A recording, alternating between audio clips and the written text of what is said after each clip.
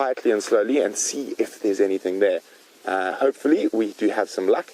Other than that, we'll be looking for tracks of any of the sort of high-profile game, so lion, leopard, cheetah, wild dog, and if we do find tracks, we'll definitely get onto those tracks and start seeing what we can find.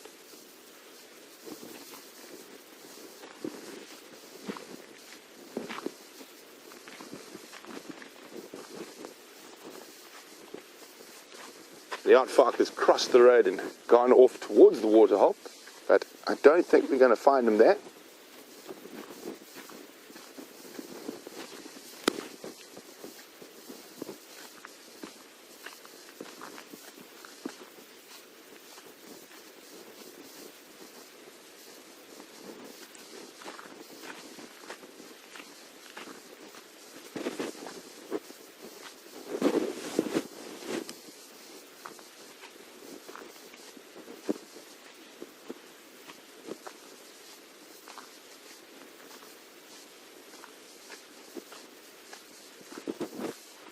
So we're just going to walk on for a little bit, and then when we get down closer to the waterhole, I'm going to explain how we're going to approach, because obviously you never know what could be at a waterhole, especially at this time of year. We know there's a lot of animals that are utilizing all these waterholes because there isn't much water around.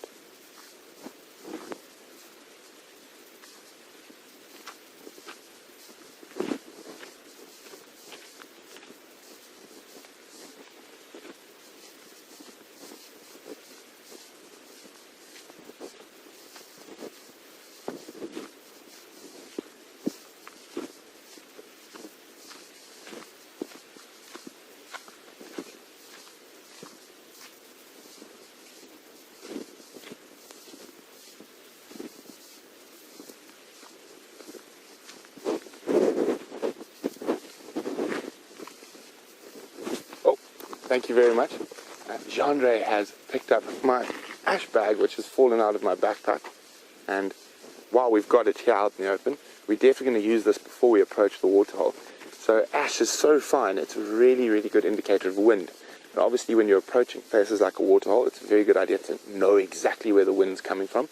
We don't want to surprise the animals accidentally, and they might run away if they get our scent. So you can see the wind is sort of coming towards me, which changes our plan a little bit of how we're going to proceed from here.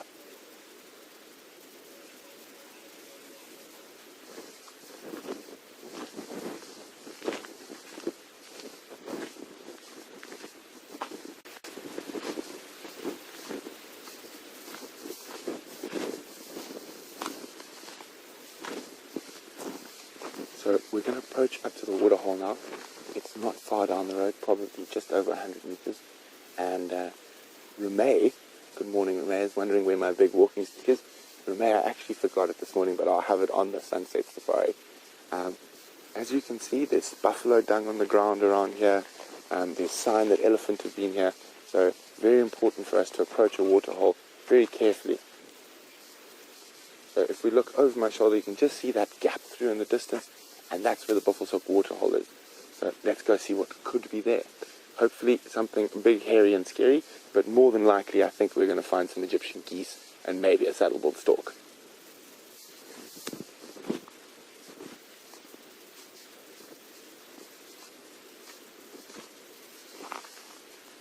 So while we make our way up to the waterhole, we're going to cross across quickly to Jamie, who's got one of our feathered friends to show you, and we'll be back once we get to the waterhole.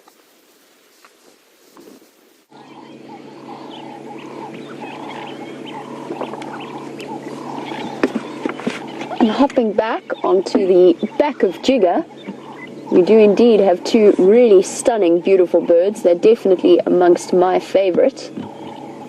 Some bateleurs sitting perfectly facing the rising sun. And there's a local belief around bateleurs that they are the embodiment of the creator of the world. And they were there watching the sunrise for the first sunrise, and they will be there when the final sunrise happens. And you can see why, with those striking colours, that bright orange-red bill and feet, contrasting so beautifully with their black colouring. It's nice to see a mating pair together just like this. Question for you guys, it's an easy one, but I'm sure you'll know the answer very quickly. Which one's the male and which one is the female?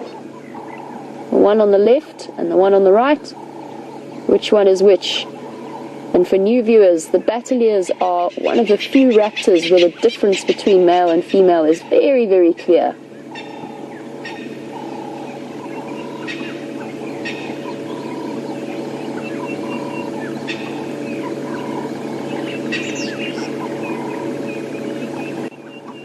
Sitting beautifully in the tree there, waiting for the weather to just warm up ever so slightly, and my predictions as to rainfall have seemed to come to nothing because the clouds have disappeared completely.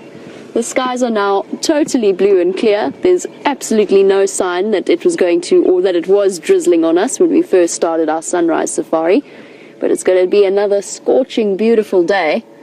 And I'm just wondering if these bateleurs aren't hanging around Treehouse Dam to see if they can take advantage of the lack of water within Treehouse. It's astounding. It's like being at a completely different dam over the last week or so. Treehouse was always quite full, and all of a sudden it's been reduced once again, like most of the dams here, to just a puddle of mud with some struggling catfish. And although bateleurs are perfectly adapted to catching snakes and various animals like that, I wonder whether or not they're thinking of taking advantage of the catfish's struggles. And we saw a very similar thing happen at the Djuma Dam with the catfish, and the storks and the fish eagles had a field day towards the end. I promise you about 2 seconds ago there were catfish wriggling there. They've all gone completely still, but they are around.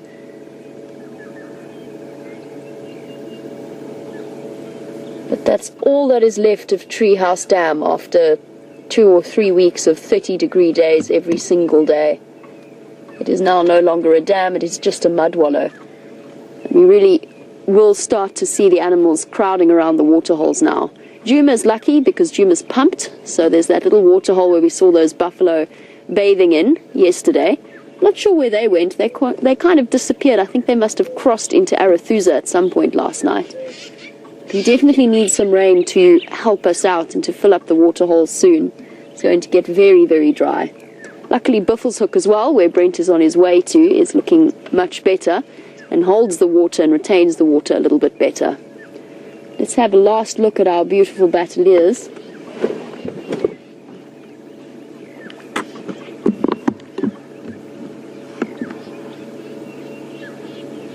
And then we'll have to wait and see what the morning holds for them.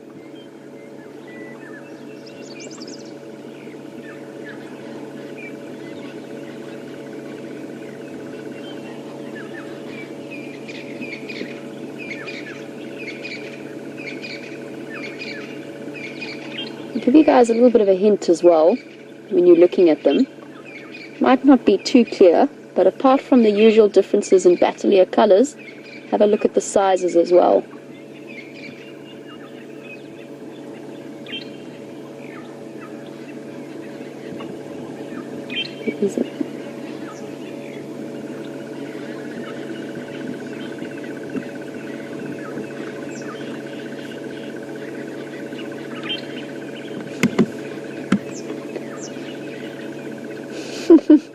So Cecilia suggests that the one that looks like a pumpkin, because they're Halloween colored birds, is the male. Interesting.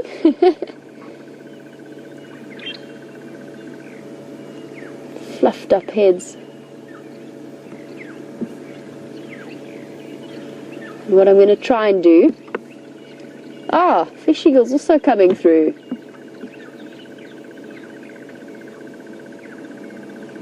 On its way somewhere else though, maybe to find a dam with slightly more water.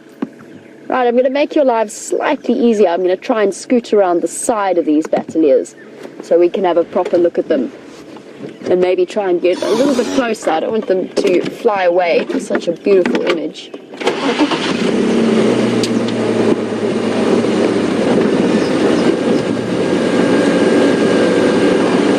whilst I reposition, Brent has made it across to Buffleshoek Dam, so let's go see what he's seeing, and I'll catch up with you soon, hopefully with a nice close-up of these two birds.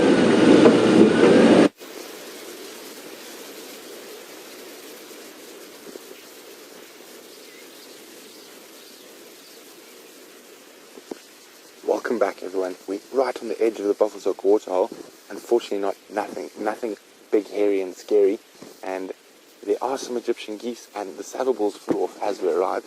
I'm just going to show you quickly the serene setting of the Buffleshoek waterhole this morning, and just some Egyptian geese at the moment, and no hippo this morning.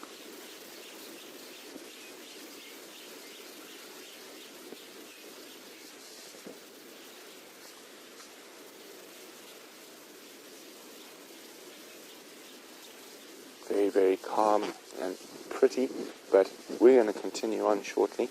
We're going to see what else we can find, and Jamie's just going to get you into a good spot to see the other feathered friends on her side, and we'll be back with you a little later.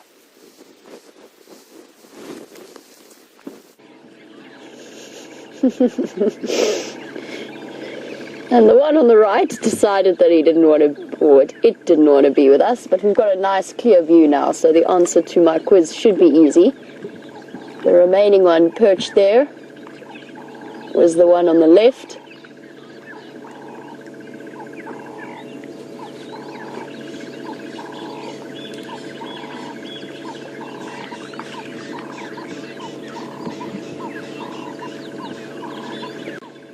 Yes, absolutely. Now that we're a little bit closer, Lisa and Georgianne from Illinois, you both got it correct. It was an easy-ish one, although I think our angle was what made it a little bit tricky. But this is the female, and for new viewers, have a look at that band of pale colouring at the bottom of the wings. There she goes, soaring off into the sunrise. In completely the opposite direction to the way that the male went. She can land there.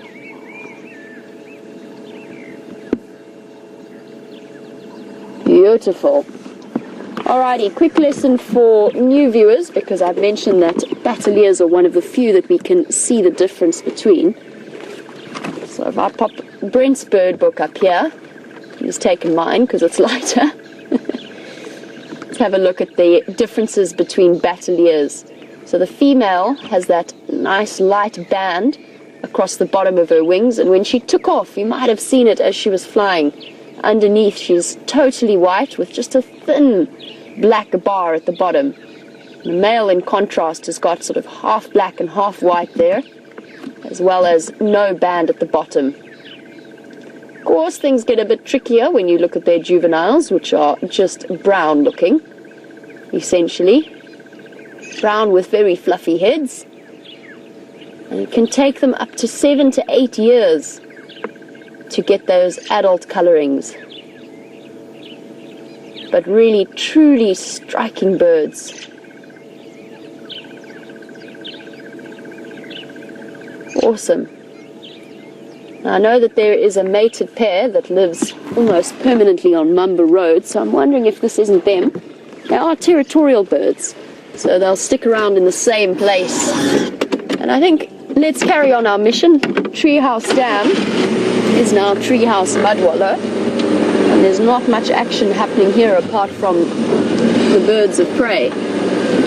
The other thing you might have noticed, and I mentioned about the size difference, and this is for viewers who might be new to these live safaris, and that's the fact that the female is always larger in birds of prey. And it was quite, to me at least, sitting as I was, it was quite noticeable to me that she was much bigger and much stockier, even if they're both a little bit fluffed up against the cool air of the morning.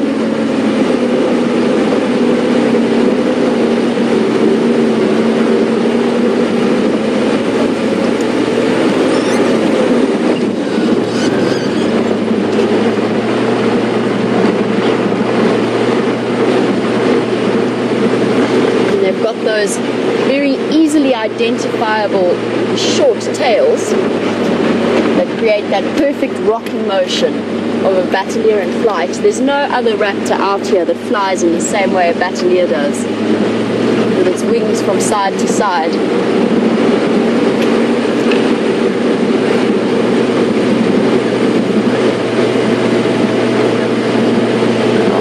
Apparently James is trying to get hold of me on the Game Drive channel just to coordinate our plans, so I'll hop on there and give him a shout.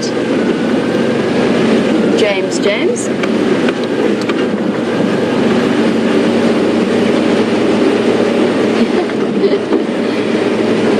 James, I was thinking about going to Arathusa. I don't know if that was your plan. I'm happy not to.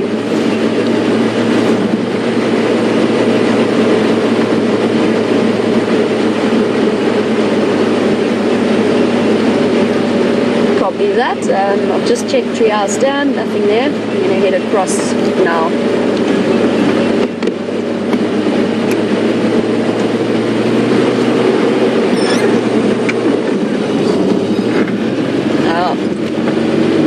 James and I, it's always important to coordinate so that you don't end up checking exactly the same areas and utilize your time a little bit more efficiently.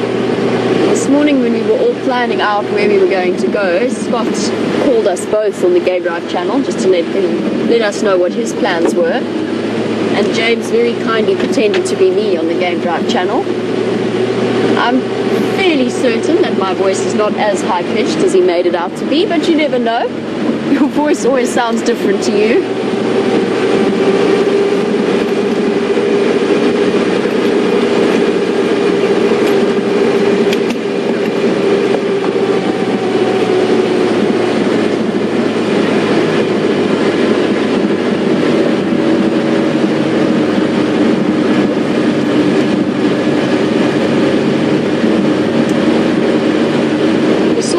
Beautiful bateleurs, and they are a mated pair, and I mentioned that there's one that lives pretty much permanently around Mumba and Leadwood Road, which is just a little bit to the east of us, and I'm not sure where their nest is, but I'm fairly certain it's somewhere around there. And Anna Marie, you were wondering what time of year do bateleurs lay their eggs, and as with most of the raptors, they should be nesting round about now. They should have eggs laid. And I've noticed a lot of the raptors are starting to roost them. What are they called? African hawk eagles are now nesting on Central Road. And there's even a harrier hawk or a gymnogene that's moved across onto Vulture's Nest Road. So those beautiful grey birds with the barred tails. And all of them should be nesting round about now. The vultures are one of the first to start laying their eggs. And I know that we've been monitoring a couple of vultures' nests around Arathusa, and that one already has a chick in it. So with most of the birds of prey, they tend to coincide with raising their babies at a time when the rains start to come, the insects come out a little bit more, the snakes are more active, there's just more prey that they can get a hold of to then feed their young ones.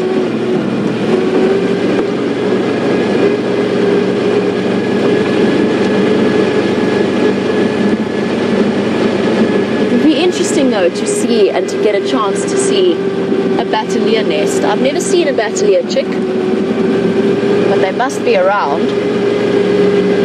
And as with almost all of our raptors out here, they most likely lay 2 eggs, and the second egg is always an insurance policy. Jigger doesn't like to be in low range. There we go. Oh, spider hunting wasp just buzzed past us. And that's what I mean about this time of year. There's 10 times more insects out and about. We've already had a couple of visits from reptilian adventurers, such as snakes, coming into the houses.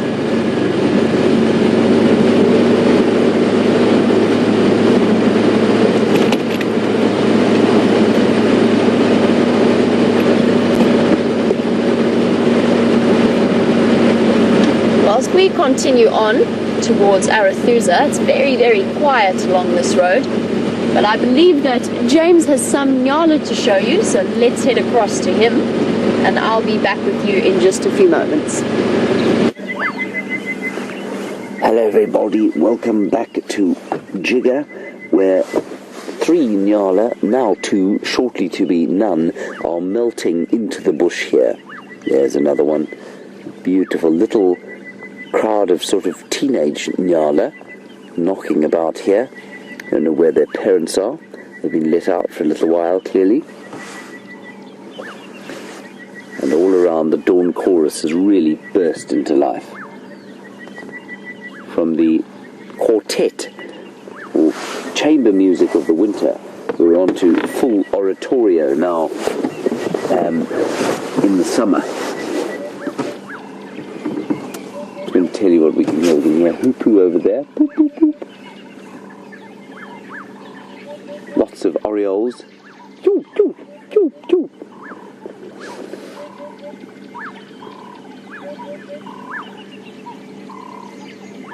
Doves, obviously. We had an orange-breasted bushwalk.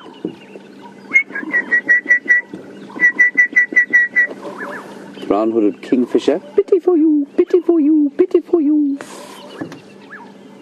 Some white-bellied sunbirds. What sounds like a tawny-flanked pinia.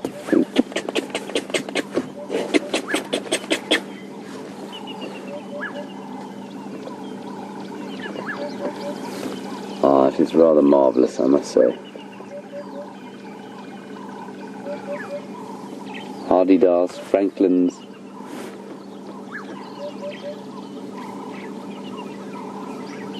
hornbills. Beautiful. Right, here we go. It's the oratorio of the morning fills our ears and spirits with joy. Brian, are you filled with joy? Maximum joy. Maximum joy, excellent, well done.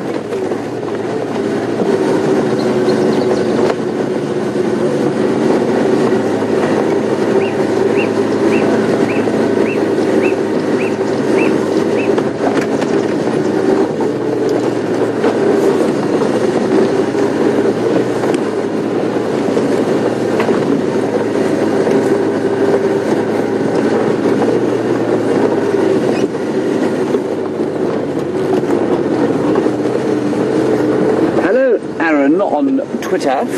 How very good to hear from you. You say you're a new viewer. Well, it's wonderful to hear from you. Thank you for your time and for taking the time out to ask us a question.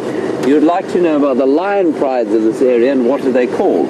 At the moment, Aaron, Djuma is an entirely lion-free zone, and this is for a number of very good reasons. I'm being slightly facetious, of course, because there's a huge amount of upheaval in the lion prides at the moment, caused by a coalition of males called the Birmingham Boys. That's 5 of them.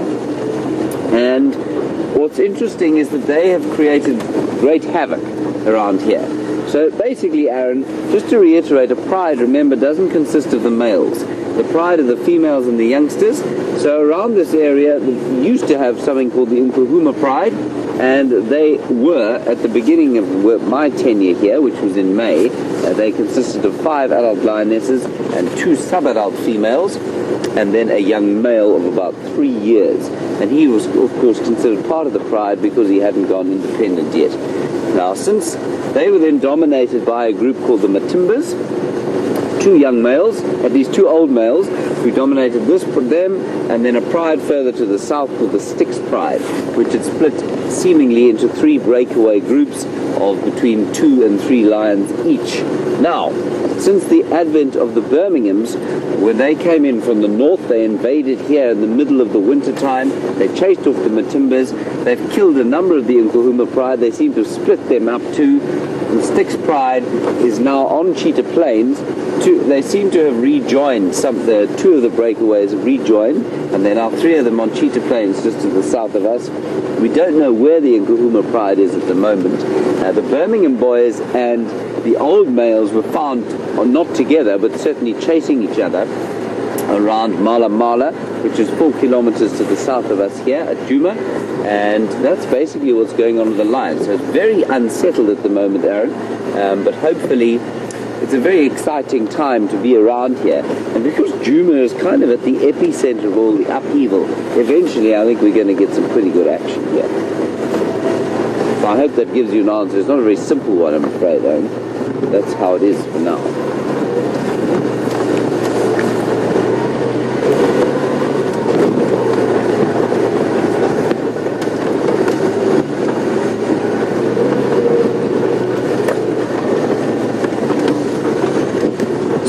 And then back onto the lions, what's interesting is that they do tend to follow prey species, especially buffalo in this area. And Lucy, in South Bend, Indiana, you have very correctly surmised that they might be following that herd of buffalo that we had around here yesterday. Yes, they might be. I don't know where that herd of buffalo is at the moment. I say that now. We've got some tracks going down this way. We may find that herd of buffalo eventually. There were 2 lions following that herd yesterday, but we've, surmised that from their tracks, but they didn't then cross out of Djuma. So possibly they'll be following. But normally, those big prides will follow the herds of buffalo, but because the prides are in such upheaval at the moment, we don't really know. It's unlikely that 2 or 3 females will follow a group of buffalo without the help of some males, or certainly a much larger pride. Good question, Lucy. Thank you.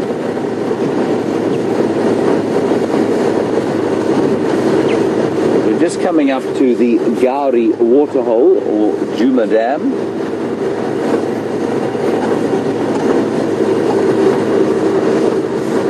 Where you will probably know there is nothing there already because you are looking at it, or we can look at it through the Djuma Dam cam.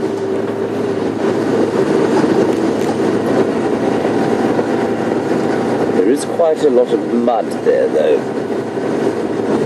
which I'm going to avoid.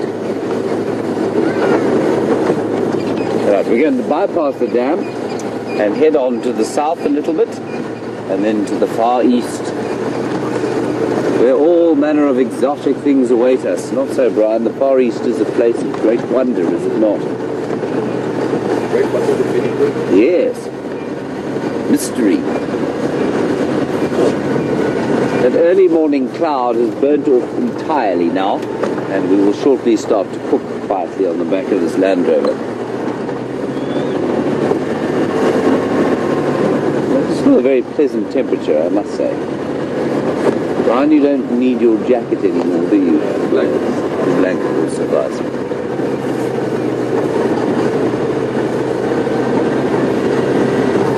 Some elephant tracks on the road. There is a giraffe up ahead. This is good news.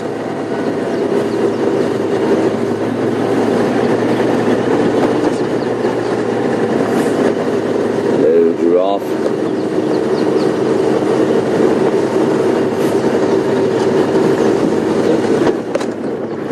Not run away.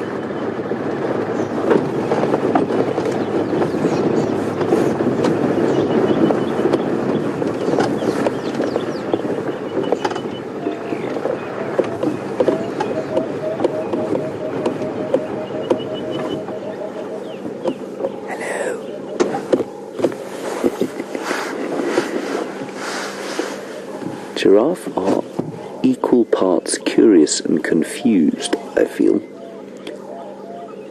So he's watching us with a deep level of either confusion or perhaps it's just interest, in the same way that we're watching him. Quite an old bull. And you can tell that from his fairly weathered face, and then as Brian tilts down his neck, you'll see that there's quite a substantial amount of skin that's been eaten away by an ectoparasite of some sort. There we go. Now that's not unusual for a giraffe and doesn't do them much harm. It just indicates that they're not as young as they perhaps once were. And he's also got quite an interesting... Brian, can you see his foot there? His right forefoot.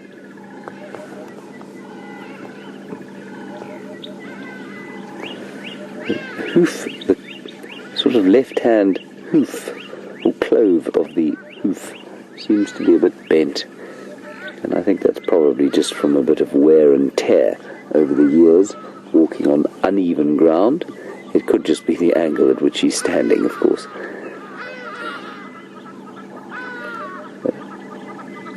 But he is quite a light-coloured giraffe, especially given his age. And often giraffes do get older as they, at least, do get darker as they get older. And this chap doesn't seem to have got too dark, as he's weathered the storms that are life out here in the wild.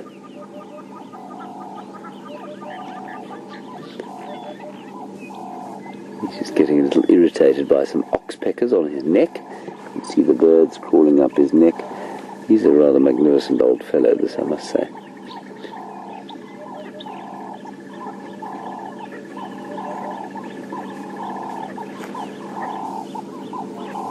I don't know if you could hear him walking down the road there, perhaps drowned out by the sound of the birds. But they really do walk in slow motion. That doof, that doof. Oh, that's beautiful.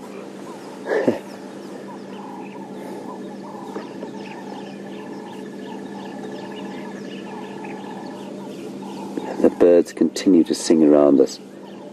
Sticklers, crested barbets, emerald spotted wood doves.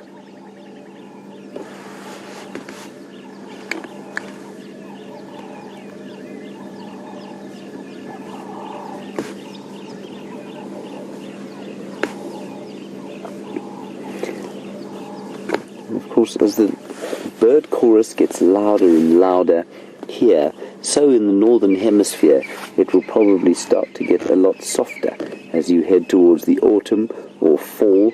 And halal bona, as you say, it's spring in South Africa and fall in the USA. Absolutely it is.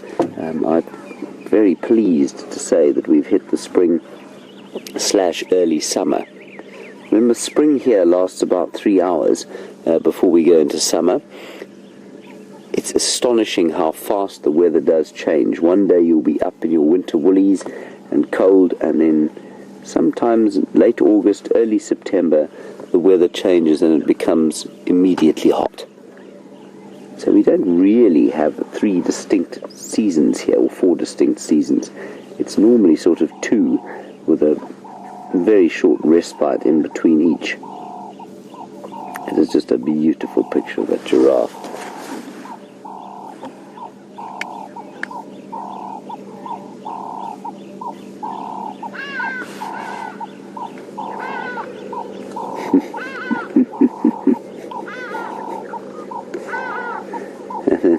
Poor old Lee is sitting in Colorado. Well, probably not poor old Lee, but Lee, you say it's 0 degrees there and snowing at 8,000 feet in Colorado.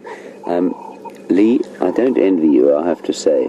In the summer, I imagine it's particularly beautiful where you are, but I don't envy your snow, I must say. I find that my African blood is not really adapted to that sort of cold. Stay warm, I'm sure you will. We've all got greatly warmed houses over there. Right, we're just going to move around the side of this giraffe. He's just such a perfect picture there, sitting where he is. Magnificently framed by the sun and now my bonce.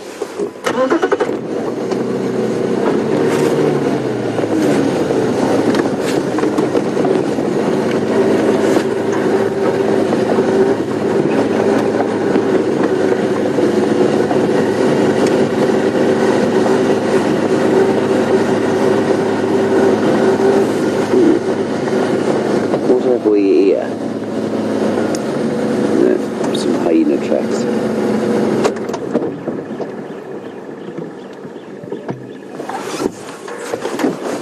We'll just have one last look at this giraffe before I hand you over to Jamie.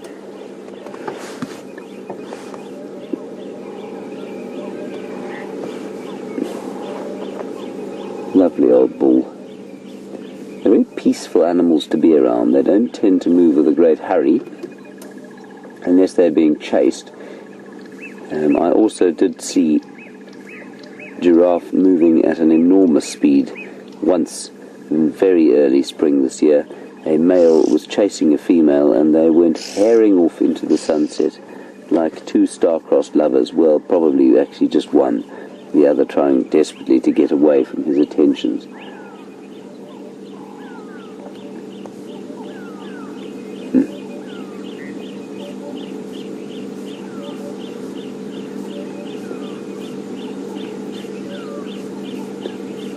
Lovely wizened old face.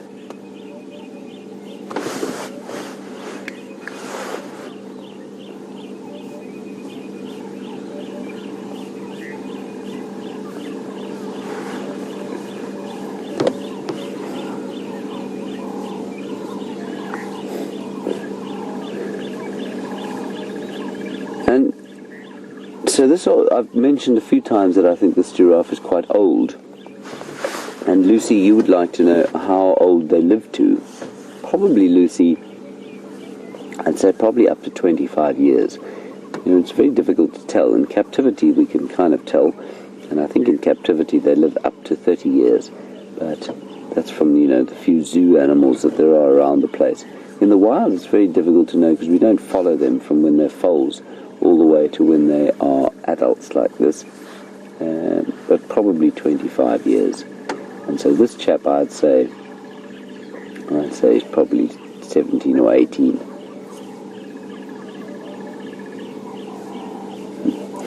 I'm afraid Jamie's bird party that she was looking at have disappeared. They've flown off.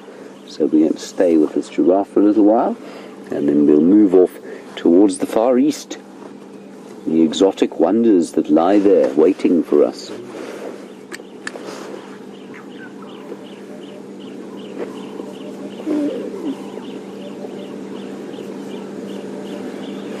So an interesting one here is that there's a huge variation, of course, to the coloration of giraffe. Unlike impala and that sort of thing, and the antelope, where they almost look identical to each other, to our eyes anyway, giraffe tend to be very variable. And Anna Marie, you've said that you think that this giraffe has got spotted legs. He does have quite spotty legs. His patterning is much smaller towards the legs, and much smaller than they possibly have been on some of the other giraffe, but that patterning is actually very small throughout his body. I'm just quickly going to get hold of Scott on the radio. He is trying to hail me and see if he's got something exciting to tell us. Go ahead.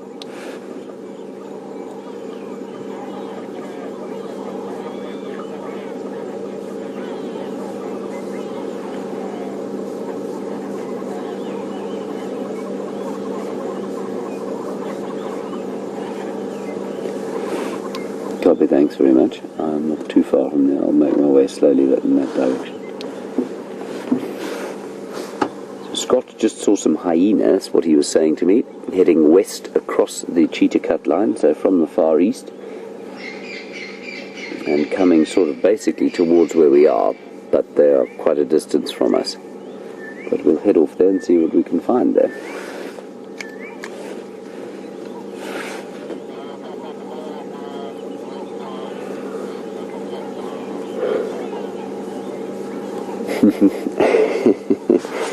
This is also another quite common question, and until you've actually seen it you wouldn't believe it. Terry in Santa Ana, you say that you very seldom see giraffes sleeping, or do they nap, and when do they nap, and how does it happen? Terry, they do sleep actually. I think they sleep standing up quite a lot of the time. I have heard of them resting their heads in the crook of a tree and sort of going to sleep like that. I think much like many of the animals here, they can doze standing, and of course the most famous example of that is a horse, which will go fast asleep standing up. But they do lie down. They can't lie down with their heads on the ground though, because the heart is enormous, and it has to be enormous to pump all that blood up to the brain to keep the body going. And so what that means is when they put their heads down, there's obviously a tremendous pressure build-up in the brain. So when they do lie down, they just kind of fold their legs up underneath them and the head stays dead upright. And it's the most incongruous thing to see, especially at night. They'll sometimes go into clearings and you'll drive past it on a moonlit night, and especially if the lights are off, it's the most amazing thing to see these giraffe heads sticking up out of a clearing. Wonderful thing to see. But they don't lie down with their heads on the ground. But they will nap. Absolutely all animals have got to sleep at some stage. I think they probably do most of their sleeping standing exactly as this one is here.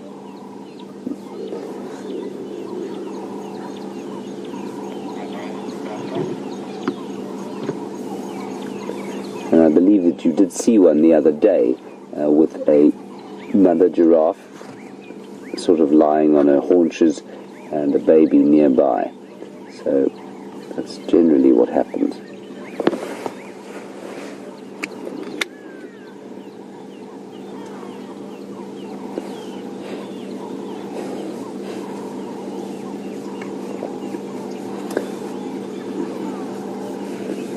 And then quite an interesting question there, just while he seems to be looking at something up in front of us. We'll wait here and just see if something comes out of the bush. Giraffe are very good spotters of things, of course, because they basically have a giraffe's eye view, which is much better than somebody of 5'8" like me. Lisa, while he's looking around, you'd like to know about his hips, and can we see them? Or why can we see them? Lisa, it's two reasons. One, he's old, and so he's starting to probably lose a bit of muscle mass. And secondly, we've just come out of the winter, so all animals out here will lose condition, or all herbivores will lose condition in the winter, because there's just simply not enough to eat to maintain their optimum condition. So I think you'll find that all of his bones, not only his hips, if you look at his shoulders there, you can see the scapula sticking out the front. I think you'll find, I think that's the scapula. No, it can't be the scapula. It's some other bone. Part of the top half of the shoulder sticking out there, and that's simply because of the nutritional stress that herbivores specifically experience during the dry winter months, especially after a pretty poor rainy season like the one we had before. The plants won't have the same reserves that they might in better years of rain, so that means that they will lose their nutritional value much earlier than they might at other times.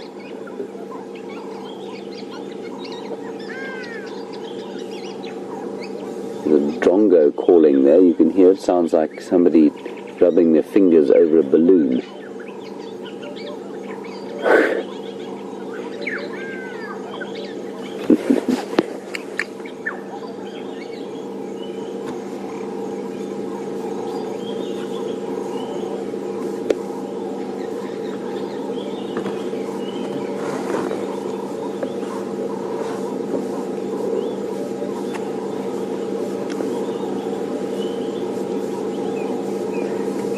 Carol, you say that it looks like he's posing. It does absolutely look like he's posing, doesn't he? And look at that beautiful picture that Brian has created with that rising sun behind him, and he's silhouetted so nicely there with the trees. Well done, Brian. Very arty of you. And then blue jay in Illinois in the United States. A nice question about... Sorry, I'm just having a quick listen. About tongues, and you I didn't actually hear anything that I thought I was supposed to be hearing. Blue Jay, you want to know about their tongues and how they are able to eat such thorny things. Do they have special adaptations? Absolutely they do. Their tongues are, if you feel them, they're actually quite soft. They're not that leathery. But they've got they produce a lot of saliva, and they also, I suspect, have a dermis layer or epidermal layer that sloughs off and is replaced quite quickly. So what that basically means is that I'm sure the cells on the tongue replace themselves at a very fast rate. But they're able to wrap those tongues around things that would, again, tear the clothing off your back. So it is amazing to see. And apparently a friend of mine, I've actually never felt a giraffe's tongue, but I just assumed that they'd be really hard and leathery. And there was a giraffe carcass once, and he felt the giraffe's tongue specifically, and he said it was actually quite a soft thing.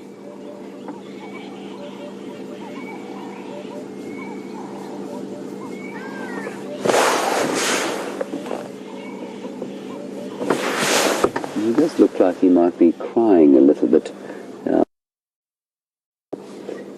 Possibly a thorn in the eye. And giraffe have got enormously long eyelashes, not because they look beautiful, or not that they don't look beautiful, of course, but because eyelashes serve to protect the eyes when they are sticking their heads into very thorny bushes.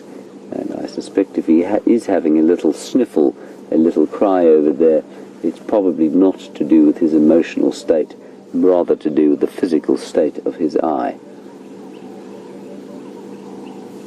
But he really is a magnificent old fellow, and given the fact that he's looking like he's contemplating the world, contemplating the sun as it rises above him, as he heads into the twilight of his days, one does wonder if he isn't perhaps thinking of something of better days, and perhaps bringing a tear to his eye.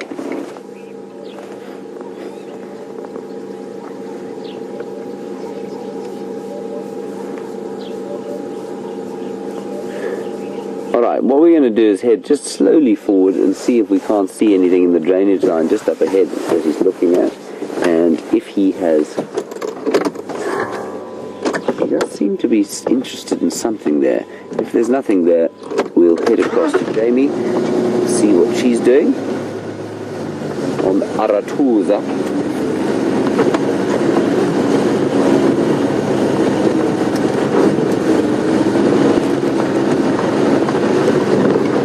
Fella.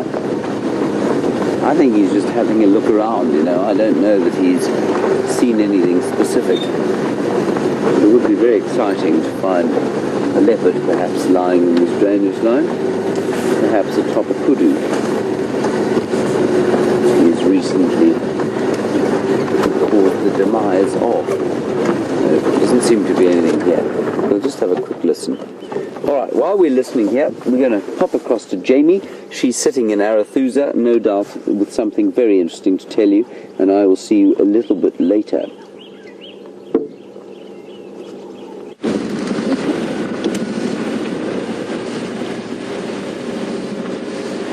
And we are indeed driving around Arathusa, but not all that much to tell you, at least in terms of updates from this side. I haven't picked up on any tracks, and the guides certainly haven't shared any updates with us. It seems as though they are, most of them, headed off to Elephant Plains, quite possibly to follow up on Saleyeshe and her cub. For those of you who are new to these safaris, Saleyeshe is a leopard who's sort of dominant in the Elephant Plains, Simbambili region. So I'm once again back in our favorite network of drainage lines, looking once again for any sign of where Shadow might have gone off to. So far no tracks. I think if I don't have any luck here, I'm going to head up towards Red Dam and see if maybe she's around there.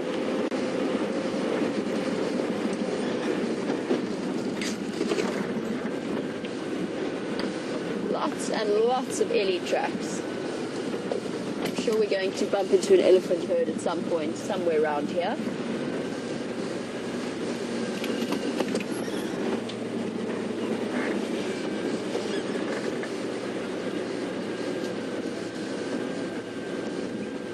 Oh, and it sounds as though there is a hyena on its way.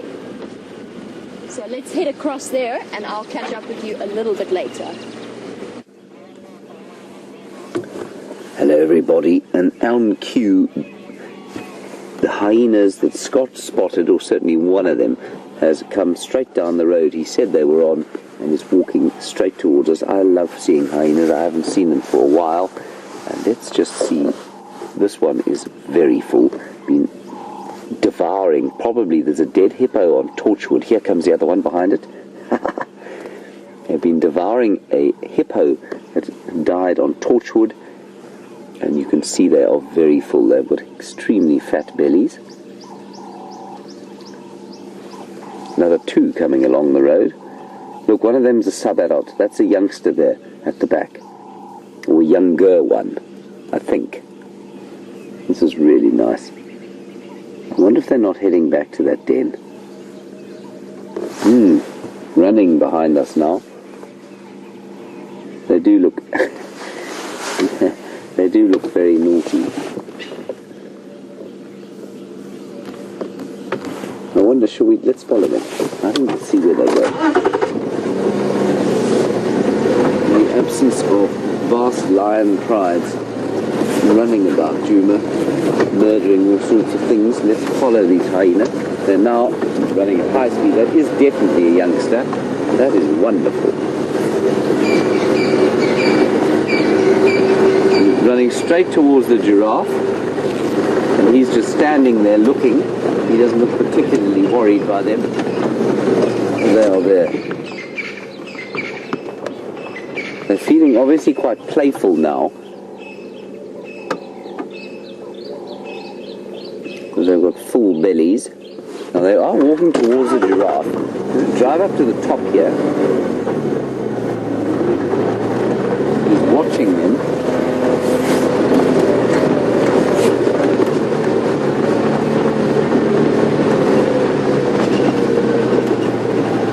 There we go. Oh, look at that. They're walking straight past him. Oh, I was just a bit late. Sorry, everybody.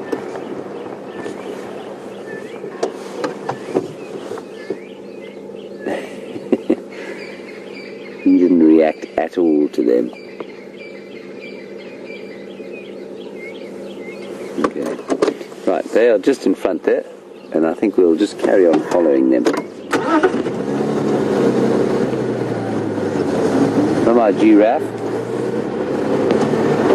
Right, they're now going into this very thick block here.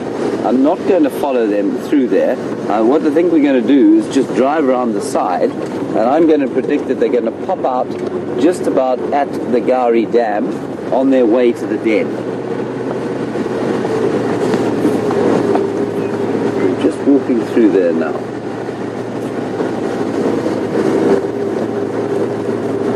I may of course be proved entirely wrong. They may just lie down somewhere in the middle there and make me look like a total fool. They're still there.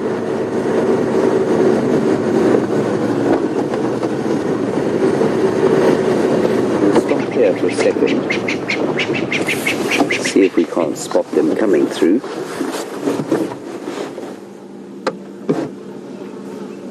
So they're basically walking through this area here. It does get very thick in there, and there they are. You see them, Brian? Yeah. There we go.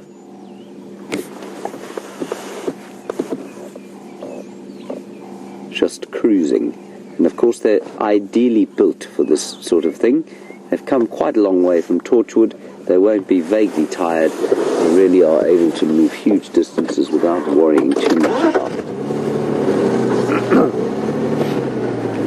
Very well designed. Yep, there they are. Still going. Through there. Stop again as soon as there's a gap in the bush.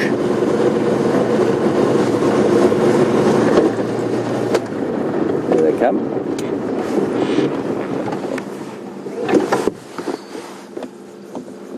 There we go.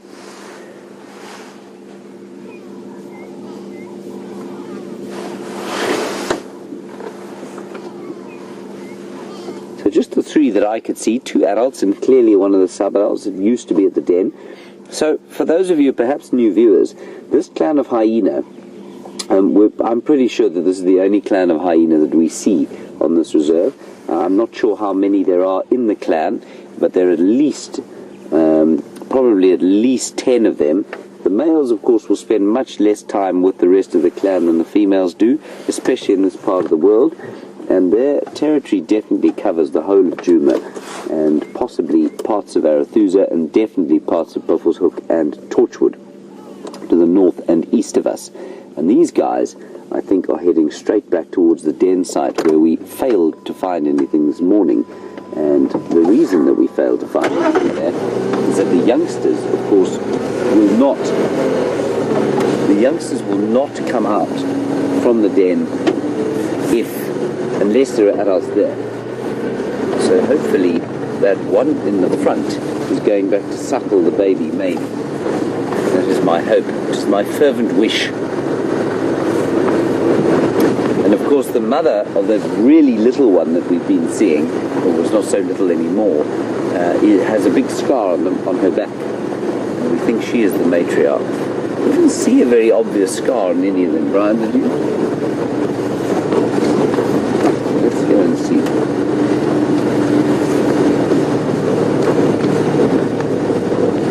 The little one is now running for home.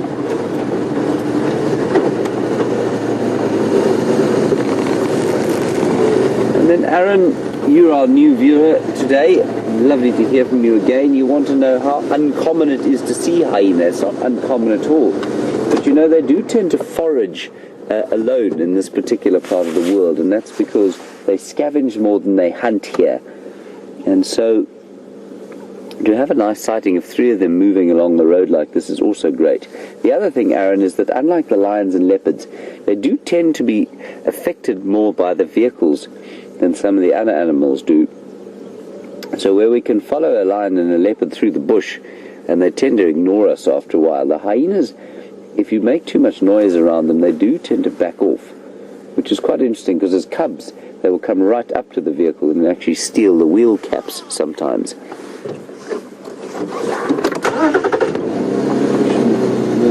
I'm in 2 minds. 2 of them have gone down the road, the other is probably going to go and have a drink. What do you think, Brian? Road or water? Water. Right. We're going to go down to the waterhole here and see if we can't see the one who looks like it might be having a drink. You see it there? No, he's gone right around the other side there. It's actually an easier route to the den, so I think he's a better one to follow. If the picture suddenly disappeared, it's because I've reversed Brian into a tree and the camera switched itself off. Right. Here we go.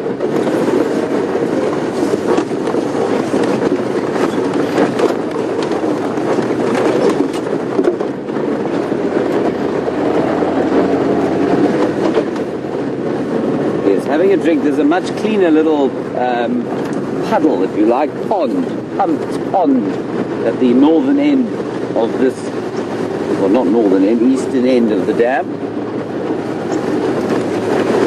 We'll just quickly nip around there. Sorry about the speed.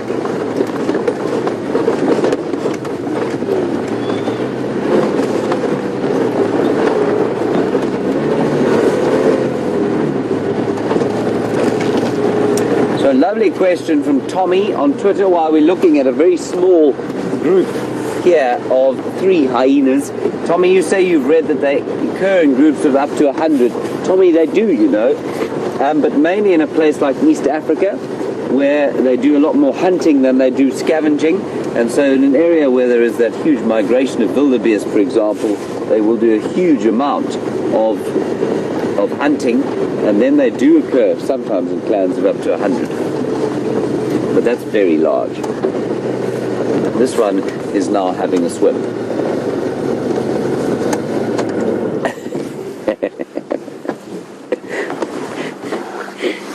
That's wonderful to see. They spent a busy night eating hippo and is now in need of some sort of respite, so having a morning shower in the mud.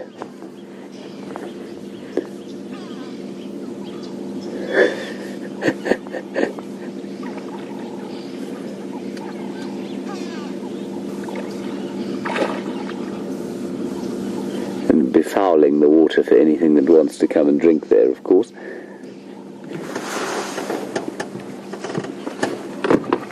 I think I've just seen my first woodland kingfisher. No, it's not. It is a lilac-breasted roller.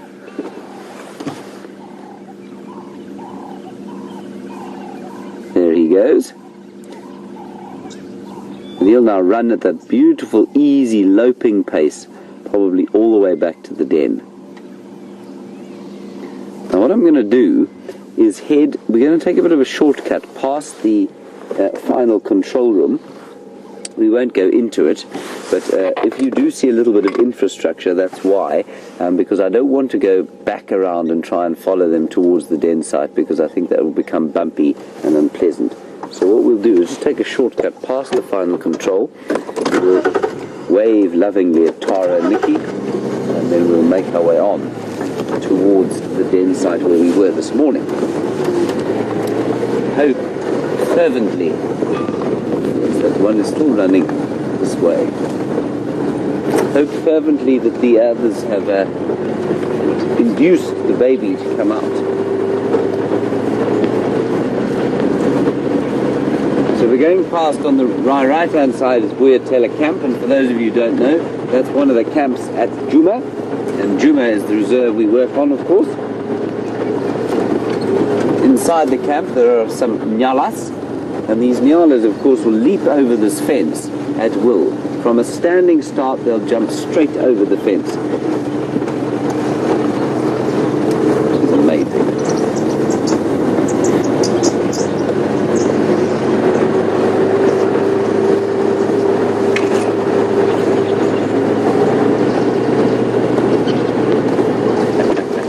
Sorry, I must just show this. Brian, why don't you go up into the aerial there? When I left 2 weeks ago, that aerial was covered to the extent that you would not have been able to climb it at all because of the red-billed buffalo weaver nests. I see it's been cleared out, but the buffalo weavers are not to be thwarted, and in the space of probably 7 days they have started building again, and they've probably put another, I'd say 20 kilograms of sticks in that aerial. So it's not going to be very clear of buffalo weavers for long.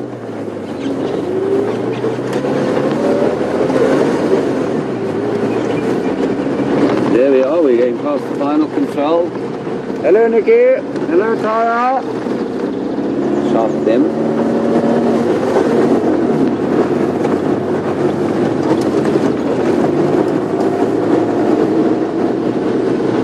Well, the den site is still a little bit of a distance away, but not too far. So I'm going to drive a little bit faster. We're on a smooth road now, so you won't spill your drink. And while I'm doing it, we'll head across to the Bushwalk, where Leo Smith and his size 12s are padding the plains, and I'll see you a little bit later, hopefully with a couple of small hyenas to look at. See you now.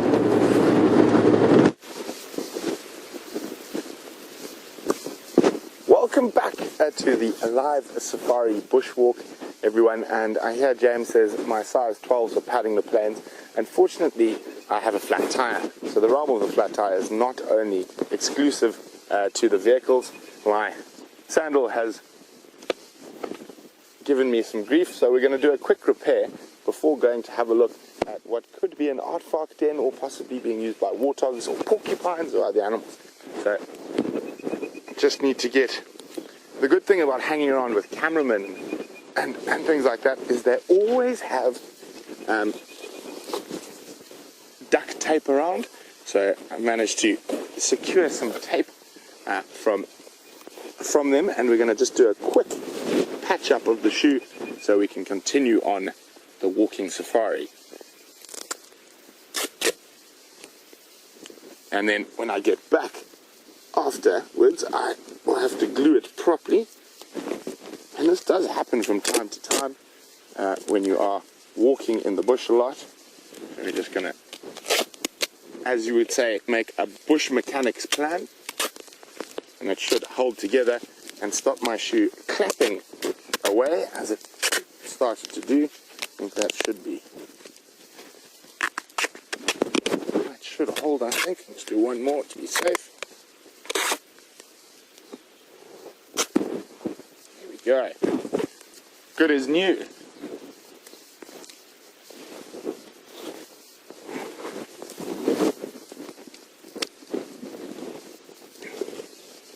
So across the drainage line behind us, we've spotted a hole in a termite mound, almost certainly originally made by an aardvark, but who knows who could be using it at the moment.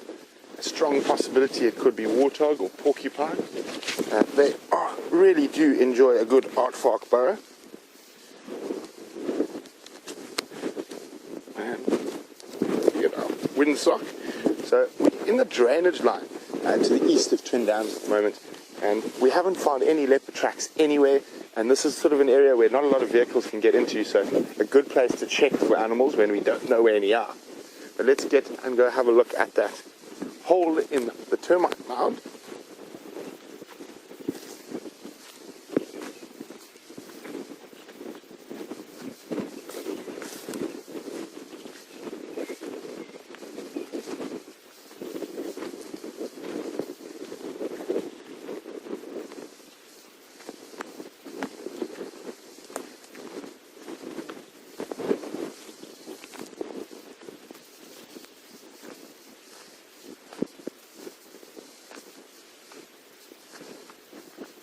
So we're already checking tracks around here that might give us a clue to what's utilizing that hole across the drainage line. And as we make our way there, we've got a comment from X-Rango. He says, surely on foot your senses are heightened and you don't take as many chances. Well, X-Rango, you should never take any chances, whether it be on foot or in a vehicle. But yes, you would be more cautious in approaching potentially dangerous animals on foot. And you don't want to upset an elephant herd when you're in a vehicle, let alone when you're on foot. So very, very good point, and we are very careful, and thankfully we've got years of experience, and that experience is our weapon against that. So we know when we can go closer depending on wind, and just by judging the different behavior of the animals from a distance before we try to approach closer on foot. But we have our first clue to what might be utilizing this old aardvark den right here on the ground, and there's a particular rodent, the largest in Africa, who is a great use of lots of different bones. You can actually see the teeth marks on it. How's that, Chandra, there? And we can see there that it's been chewed quite nicely, and it's very close to the entrance to this den. So it's not a hyena. More than likely, it's more than likely that porcupine might be using this den, and they will bring little bits of bone back to the den, and obviously they need a lot of calcium to maintain all those quills on their back. We're just going to go have a closer look now, and you've got to be very cautious when approaching these, because sometimes warthogs can come out like a rocket, so you never really walk in front of them. So I'm going to go a little bit wider and then just stamp on there to make sure no warthog comes shooting out, and then we can have a look at the tracks at the entrance of the hole.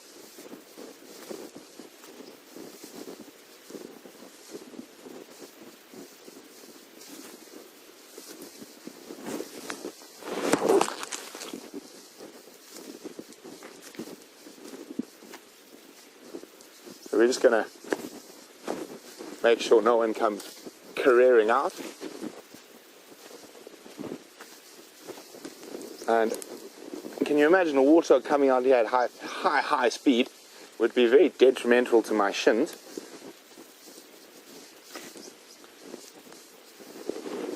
And this is definitely in use at the moment. And sometimes you get really lucky and you can spot a porcupine, but very, very seldom.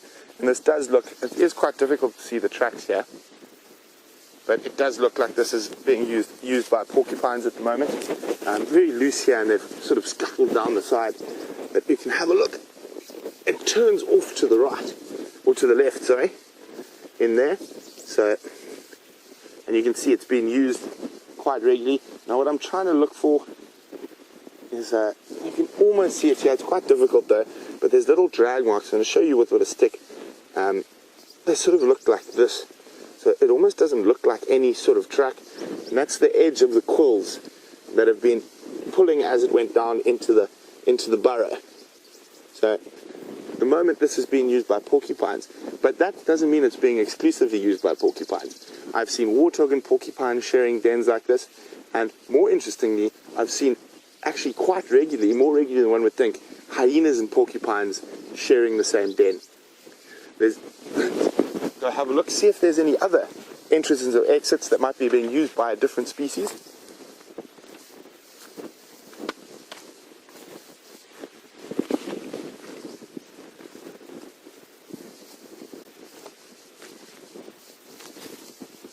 And again, we'll make sure if there is one, we don't. So often these will have multiple entrances and exits, and it looks like there could be one.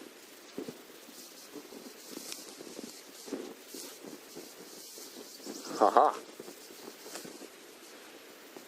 This is actually quite unusual. It's not often you find an entrance. Oh, sorry guys, Andre's just trying to get through with his aerial. There we go.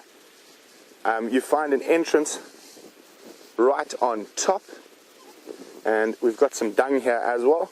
And again, it gives away that it is porcupine using this den. Here we go. There's some porcupine dung. I'm going to wait for Jean to get up closer. So there's that, the porcupine dung. You can see it's quite a fresh one, it's sticky, but you can see various different roots and seeds and insects that the porcupine has been eating. Oh, what have we got there? It looks like a big, here we go, seed from a, oh, looks like from a terminalia. And there's lots of little beetle carapaces, so different bugs and stuff that it's been eating. And then, quite interestingly, if we look right down here, we have some very white porcupine dung. Now that's fascinating, because obviously when we think of animals that have white dung, we think of the hyena who eats a lot of bone. And as I said, he has that bone we picked up, which is sort of the first clue which was utilizing this termite mound, was this bone that the porcupines have been eating on to get calcium from. So that's absolutely fascinating that we even got white porcupine dung here. So incredible. And before we even arrived there, this little bone sort of gave us a good idea about what was living in this termite mound. So I'm not going to take the bone away. I'm going to leave it near one of the entrances that we found it.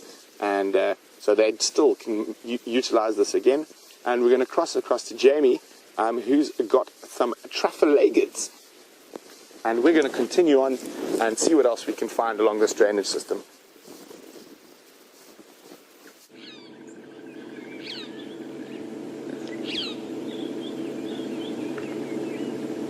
Welcome back. And as you can see, we are indeed with the traphalagus, or the greater kudu, and a particularly fine specimen glowing in the morning sun and nibbling on what looks like a caterpillar pod. Arathusa is one of the few places where I see these trees of any kind of substantial size. Stretching up and having a good nibble. In the background, somewhere, I can hear an elephant. I just can't quite work out exactly where I can hear the elephant. Definitely branches breaking. I'm hoping there's a second kudu moving through the area. I'm hoping he might come out. Vegetation is a little bit dense. We'll just have to wait and see. Definitely a beautiful morning for it. Here he comes. Giving the vegetation a bit of a thrashing.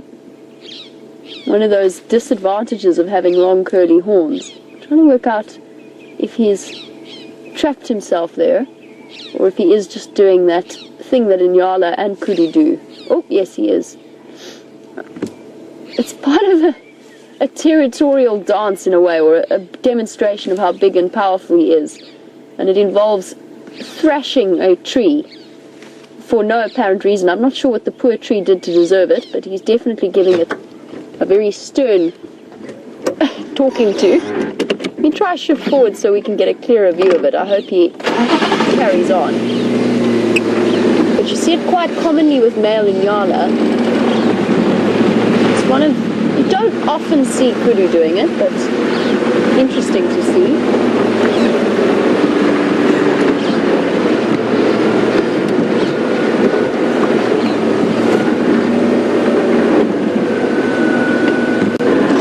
not going to be the clearest view, but hopefully it continues doing it. I think he might be a bit embarrassed now. And for good reason, because he looked very silly doing it. Nope, he's definitely showed that bush willow who's boss.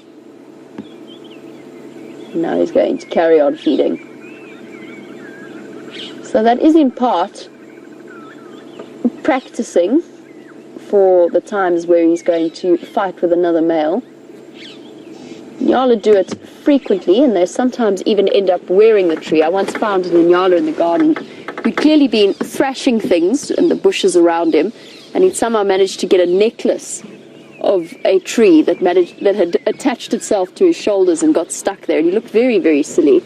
I've got a photo of it somewhere I might put up if I can find it again. Our kudu, though, I think has disappeared. I'm hoping, though, they're going to come out, so I'm going to stick around here for the moment. Let me shuffle forward. Shuffle forward a little bit and see if we can get a view. Just to let you know, James has made it to the hyena den, but he's still waiting there to see if those hyenas are going to come and join him.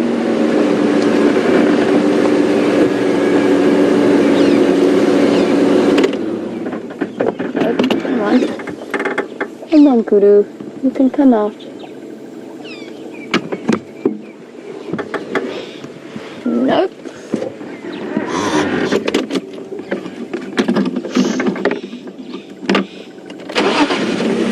We have a question from Mo, who's watching all the way in Chicago. And Mo, you were wondering if we ever have or we ever see albino animals on safari. And generally we don't really.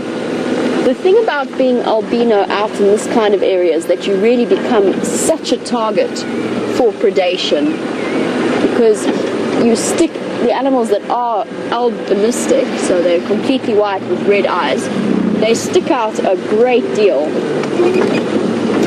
Just going to try and sneak in here. There's also a nice big waterbuck as well.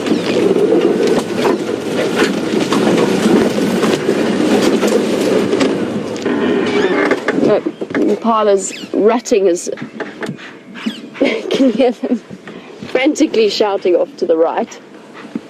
They're very confused at the moment, but that combined with our trying to sneak in, the kudus have disappeared off.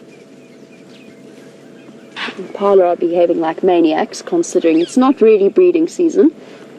I'm not sure why they're chasing each other around. But Mo, to get back to your albinistic question, generally we don't.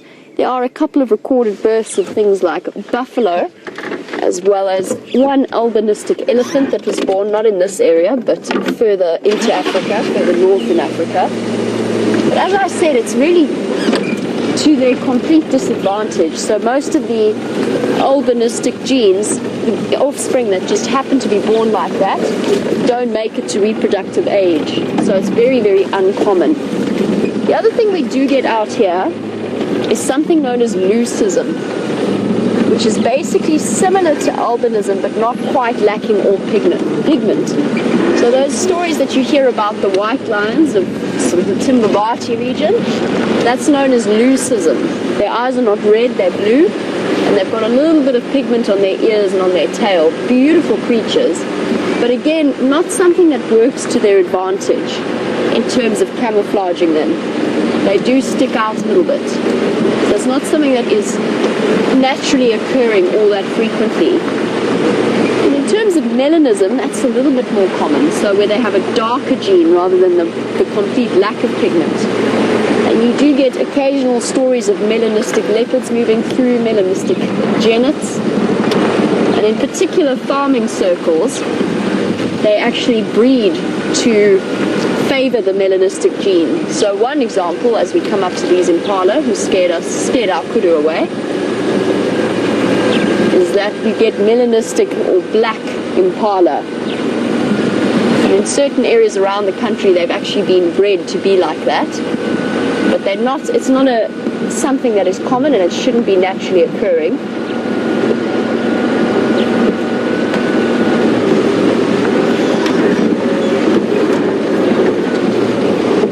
Impala. stop here. They're full of the joys, and we can hear them, the males shouting at each other and chasing each other away. The females are looking on fairly peacefully. That one female at the back is giving us quite the show. An impressive show of agility there, considering she's quite probably pregnant, and quite heavily so. Doing what's known as stotting. So not full out sprinting, but doing jumps and handstands to show how fit and strong she is.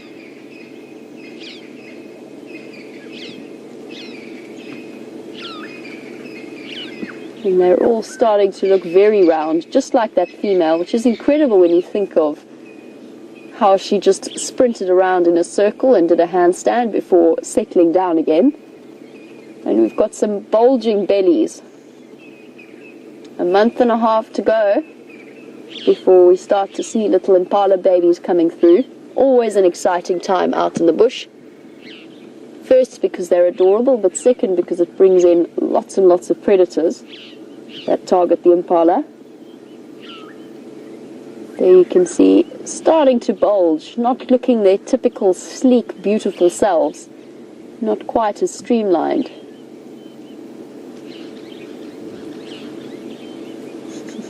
Lots of wagging tails. And the males at the moment, I've noticed them doing this a lot. They're chasing the females around quite frequently, and I think that's because of the pregnancy hormones are starting to really get them confused. And they're thinking it's a rutting time. Wherever they are, though, they've stopped. The males were chasing each other around and then chasing these poor females around, and it's probably the last thing these females feel like doing. It's also the time of year, round about now, where you start to see leopard and lion scat turning whiter than normal. Because as the adult animals feast on the impala, they consume quite a lot in the way of bones. So they eat the soft bones of the fetus. And we'll start to see it more and more regularly as we get into the season with the young lambs.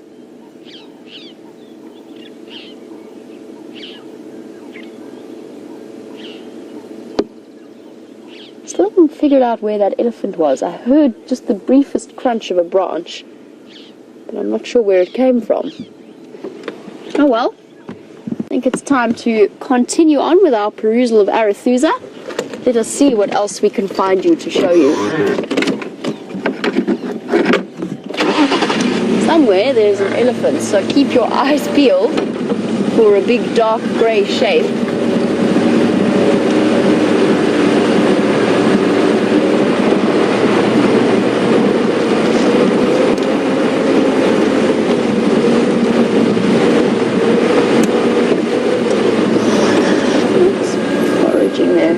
Might be a dwarf mongoose. Just trying to get Jigga into reverse.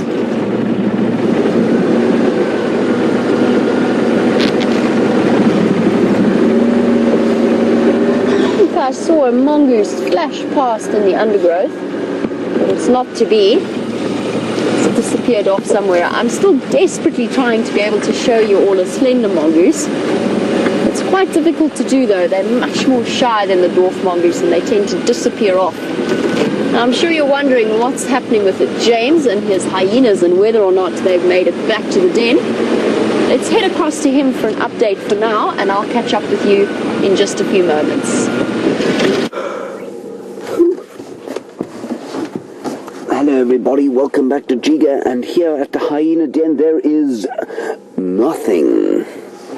Unfortunately, we came via the shortcut up to the den. We've been sat here ever since, and there is not a lot going on.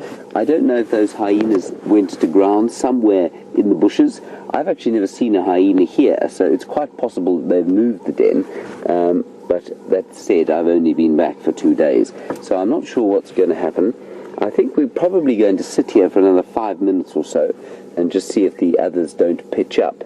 I mean, you can see that there's pretty fresh activity around the hole where Brian was originally focusing. So I think it might be worth just sitting here for a few more minutes. I don't know why these hyenas have chosen to throw egg on my face like they have today. It's very distressing, of course, but they are not here, regardless of their motives. You might want to just do a little turn around the other side. I'll, of course, have even more egg on my face if I've been parked here for 10 minutes and they are sitting very comfortably around the other side of this termite mound. I don't think they are, but let's just go and make sure quickly. Oh dear, that's not good news.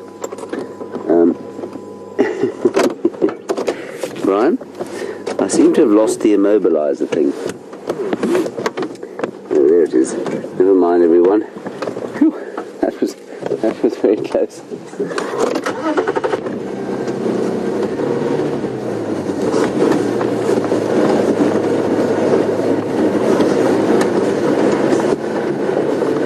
Very, very fresh tracks of hyenas around here, so I think the den is probably still active. But maybe the adults just became a little bit tired and decided to have a snooze on the way here. This, of course, is where we saw that elephant bull this morning. He's moved on.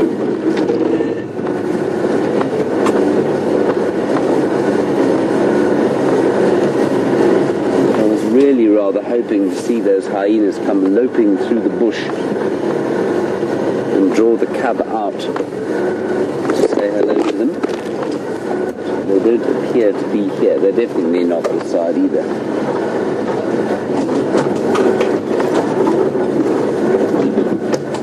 Oh well. Biology is the most unpredictable thing in the world next to the weather and, of course, the stock market.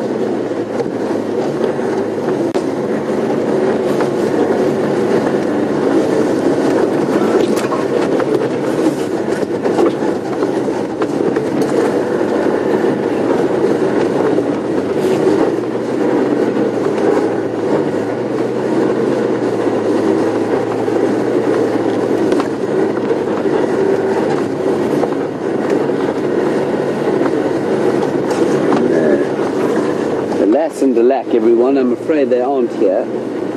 So I think we're probably going to extract ourselves and head off and see what else we can find. Sorry about that.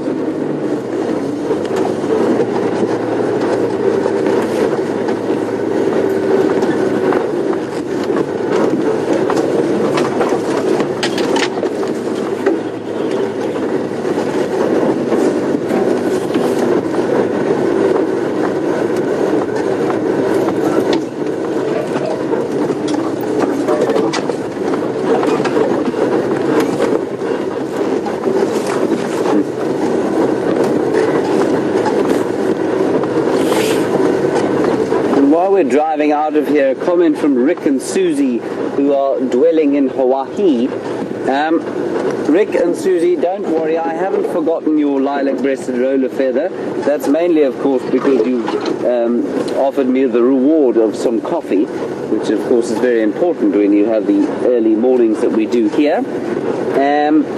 But you said you were disappointed by the fact that when I thought I'd spotted a woodland kingfisher, you thought it might be one, but it was in fact your favourite lilac-breasted roller. Rick and Susie, they should be back round about nowish. October is when they come back, so with any luck they will arrive fairly soon. But I definitely haven't heard one yet. I know you thought you'd maybe heard one. What you possibly heard was Nikki Austin, imitating one in my ear. She likes to do the odd bird call in the ear. Makes her feel like she's in the field, of course.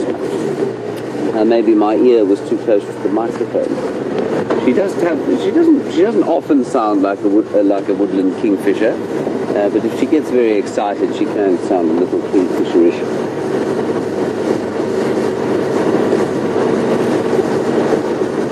No, these hyenas have just not popped out here. I think they might a little bit later, but who knows.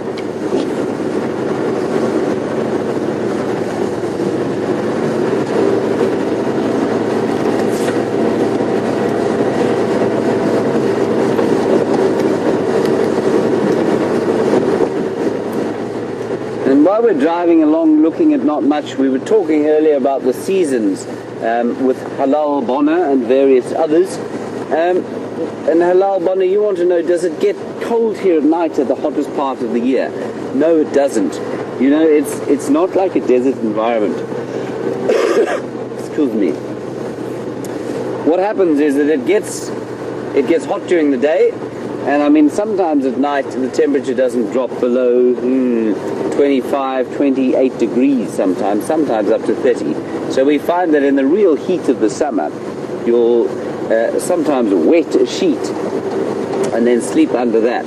Otherwise just sleep on top of the covers with a fan, and that's generally how we snooze in the heat of the summer. It doesn't cool down much at night at all. In the Okavango, which is basically in the middle of the Kalahari Desert, it does cool down a lot more at night than it does here. Basically consistent volcanic heat the middle of the summer. But then you get those incredible thunderstorms in the afternoon, and it's the most exciting thing in the world.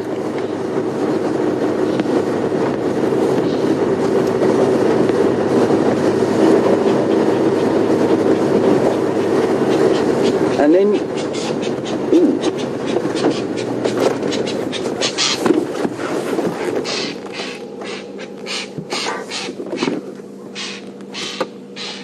beautiful lilac-breasted roller making a serious territorial display.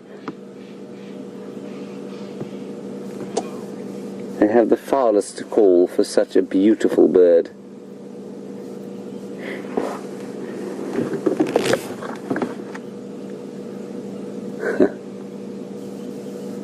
Beautiful. No, I think it's shouting at another roller that's off to the left-hand side, and those other birds there are Cape glossy starlings or greater blue-eared starlings. I can't tell from here unless they call. I don't think there's any animosity between those two species, but there's another lilac-breasted roller calling off to the left. I think that's what they're shouting at. Anyway, just getting on to the rain, there was a question about the rain and when it's going to come.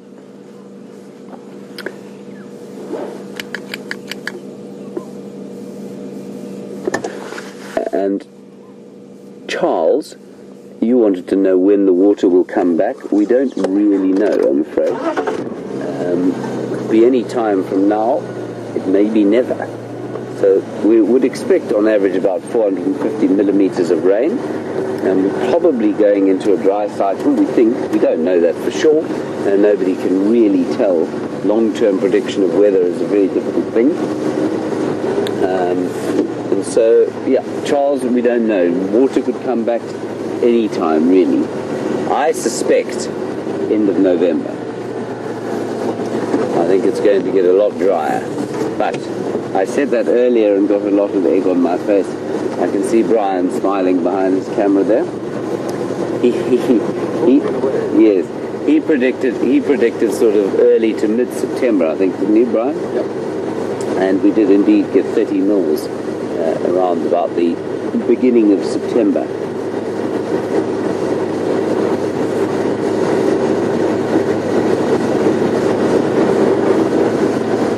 Whether that will come again, who knows?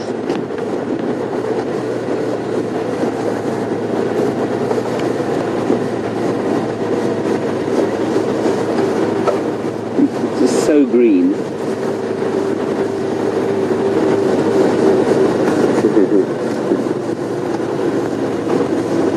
And then just along the lines of the heat while we're driving along, Carol, you want to know about air conditioning and heaters. Do we have air conditioning and heating? Carol, we don't have any heating. It's really not necessary. We just put on a couple of jerseys, and on the really coldest nights we might have 2 blankets, but it really doesn't get that cold here. It opens up a much more interesting discussion, of course, and that's that how on earth did people ever survive without air conditioning? I have never lived with an air conditioner in the low-felt. Some people say they can't live without them. Basically, you do get used to the heat, and there are lots of none of us have got air conditioners here, and so we're going to have to get through the summer without them. But you do get used to the heat, and I know that in the US, certainly my friends in the US have all got air conditioners in their homes, no matter where they live. And I know that in most of those places it doesn't get anything like as hot as it does here. The only thing that really, I guess, necessitates air conditioning is tremendous humidity and heat. But even that you can get used to. It's just a question of your choice of comfort, I suppose.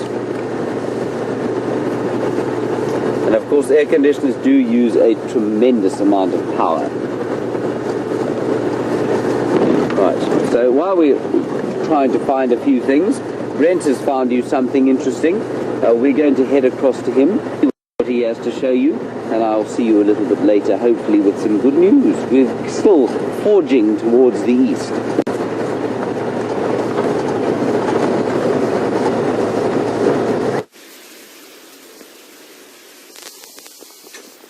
Welcome back, everyone. Just gonna test the web quickly. We've caught up birds, elephants in the Moaji drainage line.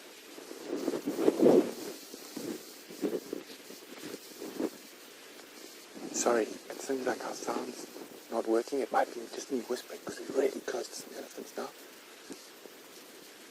But we've got elephants. And we're just going to move along to the edge of the drainage line to see if we can see the elephants.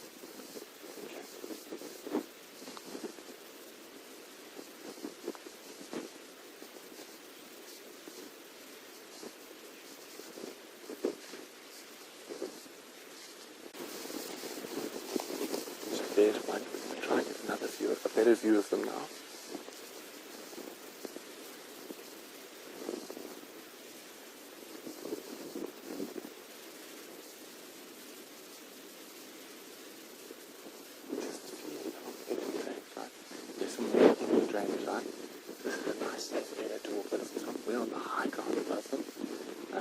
Some of them, the other on the opposite side of the drainage line. So let's creep forward a little bit and see if we can get a nice clear view.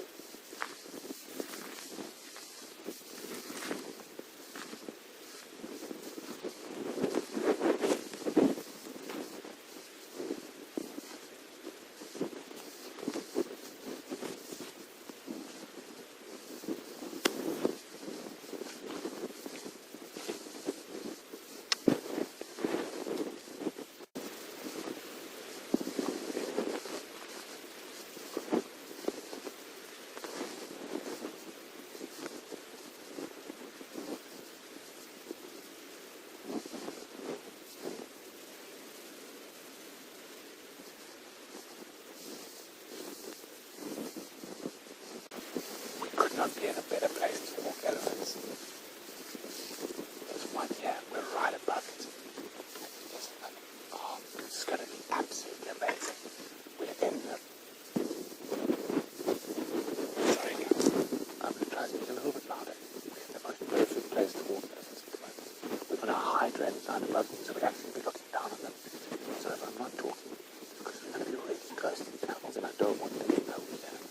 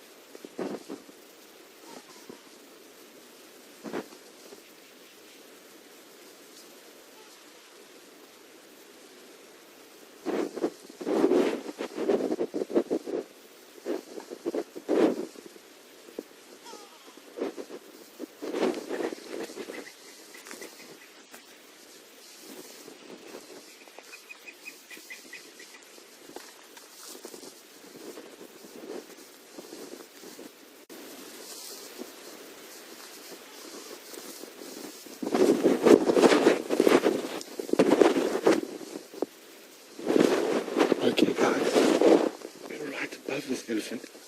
It's a young, looks like to be a young bull. Still doesn't know we're here.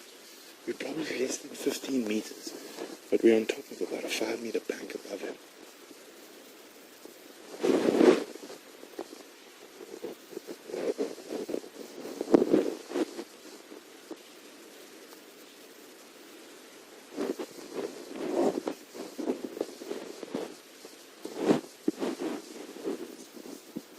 Isn't this incredible? We are right above this elephant, and we're on foot. It has no idea we're here. The rest of the herd is in the drainage line behind it, and you can see feeding off the grass. And there is a breeding herd here, but the reason this is a safe area to walk is we've assessed the situation. We're in a very safe place. An elephant can't climb up here quickly, so if anyone's worried, please don't be. We are in the most perfect position to view elephants on foot. We've got a nice bank, and they don't know we're here.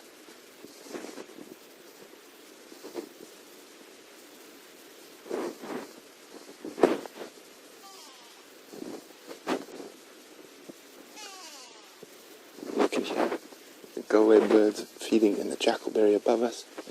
The elephants feeding in the drainage line below us. Now, even elephants have an inherent fear of man on foot. That upright, bipedal figure of man has been the dominant diurnal predator for about 200,000 years. Elephants would generally like to move away from us, and of course only when you really put pressure on them and put them in a position where they cannot go anywhere else would they charge. But even then, most of those charges are warning charges.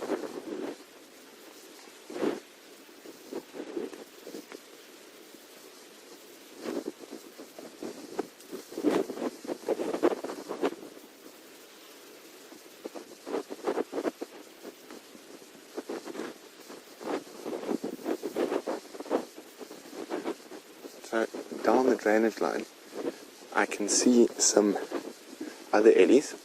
We'll stay with this one for a little bit longer, and we might try to go have a look at the others shortly.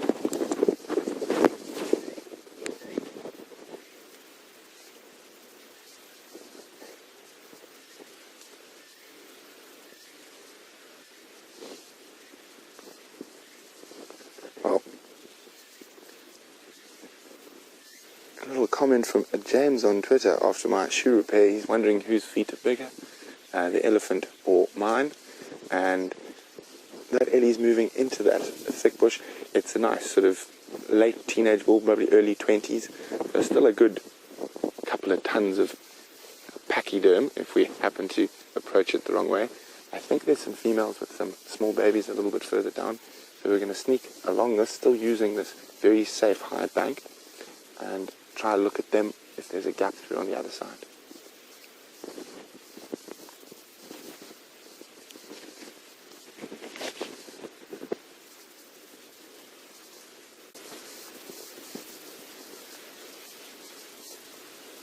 Good.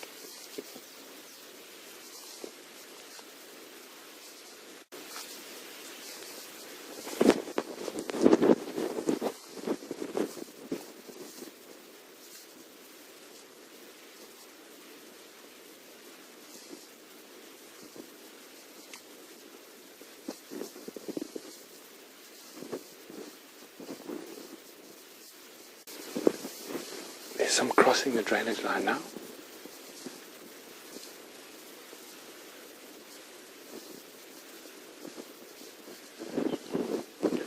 Yeah, so it seems like quite a few of you are still worried for our safety. Please don't be. As I said, we have a lot of experience on foot. I used to do walking safaris day in and day out. We purposely used to walk elephants all over Africa, and we're in the perfect spot to film elephants. We've got this really high drainage line here, so there's this big bank. The elephant's not going to be able to move quickly up it, and the last thing I want to do is annoy or disturb the elephants. I just want to watch them and their natural behavior, and it's so fascinating. We did a completely different angle while we're on the walk, so we're going to go have a look. There's some more just ahead of us here, so we're just going to sneak a little bit down and I can see some females and some young. The wind is in our favor, coming towards us. They can't smell us, so oh, there's an elephant argument going on there. That's nothing to do with us. That's Ellie's fighting with Ellie's. But because the herd's a little bit upset, we're not actually going to move at all. You can see that one young bull charged in there and caused absolute havoc.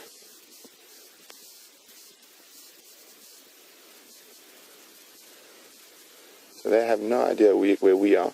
So now that they are a little bit heightened up, we're actually going to move out. Just move away a little bit, and maybe go back to that nice young bull who's very, very relaxed.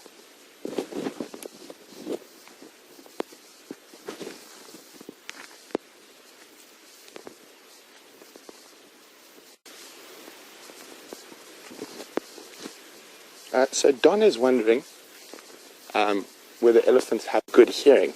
They'd have very good hearing, Donna, but you must remember they hear safari vehicles constantly, and so they might assume that we're just on a game drive vehicle somewhere, and that they can just hear that talking. So that whole breeding herd is quite heightened after that young bull charged in. So we're going to move off, and this is why we're safe, because we don't take chances. We'll move away as soon as it becomes a little bit hairy, and that was not even from our causing, just normal elephant behavior.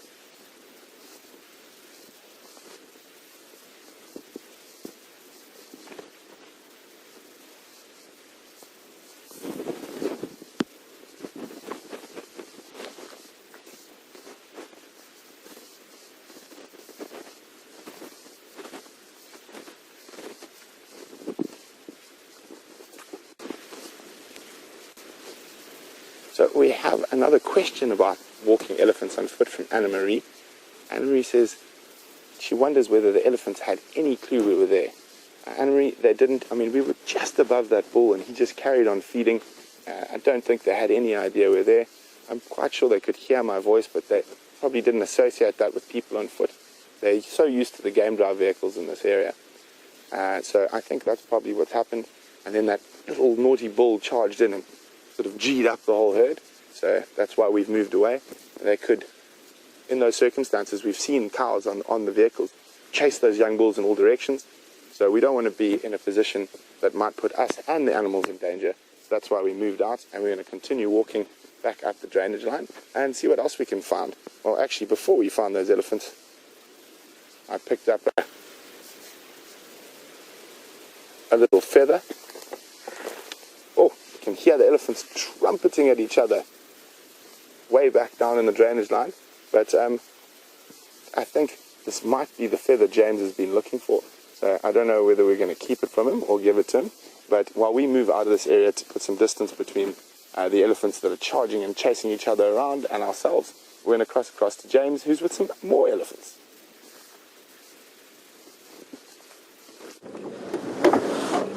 Hello everybody, welcome back to Giga. We've just found this little herd of elephants. It was sitting on the road and is now just a bit off it, but there's a really nice little fellow there, and he's been playing, charging the others in the group, tripping over things, falling on the floor, and basically behaving like a naughty little kid. And there his older sibling has had enough of him. Very amusing to watch. They say he's probably about 18 months old. He's very sweet. Sorry, I've just got to hail Craig on the radio. Go ahead, Craig. Craig, there's a small herd of elephants. We've just come across them now.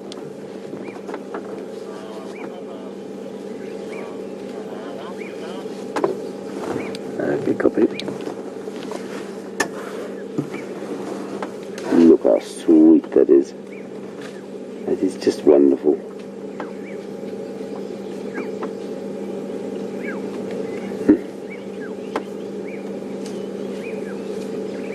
Funny little hair.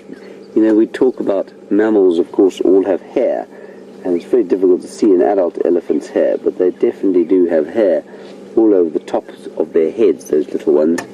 Once I go back a little, would that be helpful? I'm just going to nip back slightly or forward. What do you think? Start going back.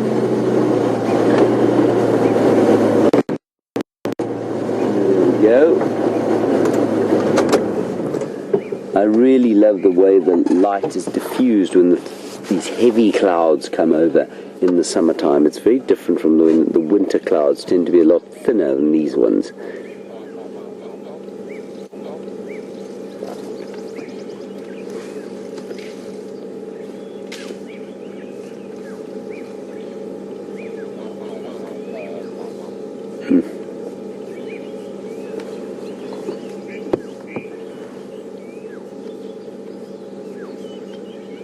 There's another one off to our left, so it's probably not as small a herd as I originally thought it was. I can't see the one off to the left, I can just hear it feeding somewhere in the drainage line there. I suppose the elephants will be being boisterous. I believe Brents were being quite boisterous today. They will be being boisterous probably because the nutritional status is so much up from what it was a few weeks ago. There's lots to eat now, an abundance of food. They don't have to search quite so hard. Their only limiting factor now, of course, is water. Elephants must drink on a daily basis. And so, as the water dries out, so they will find things a little bit more difficult.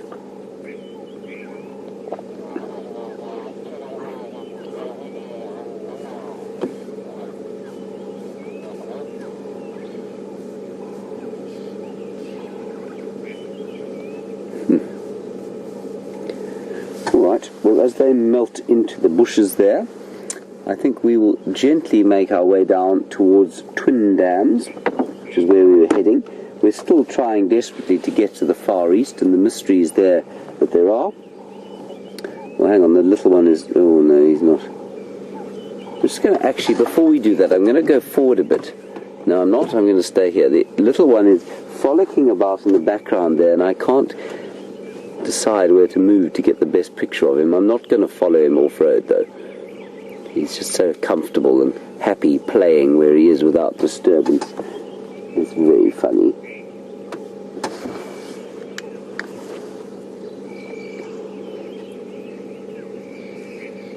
Classic.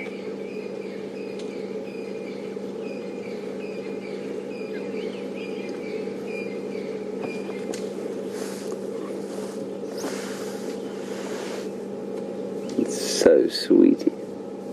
So he's sticking his head out, his ears out like that, and basically what he's doing is he's challenging us a little bit. Yeah, he's definitely doing a little bit of us challenging. He's challenging his siblings, and that's, of course, he's probably also challenging that stick. That's what elephants do when they are sort of trying to make themselves look as threatening as possible.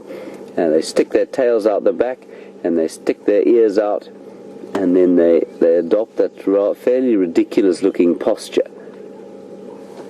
which of course can turn into something very unridiculous if they happen to turn around and chase you, but not if they're that size. It just doesn't seem to work hugely when they're only about 150 kilograms. Beautiful animals. Right, well, they're melding into the bush, rather like the coolth of the morning. We're going to head across to Jamie now. I don't know where she is in the world. I don't think she's got anything particular to show you, but I'm sure her vast knowledge will entertain you in some way. And we're going to go down towards Twin Dams and then forge again to the east, as we've been trying to do for most of the day. See you later.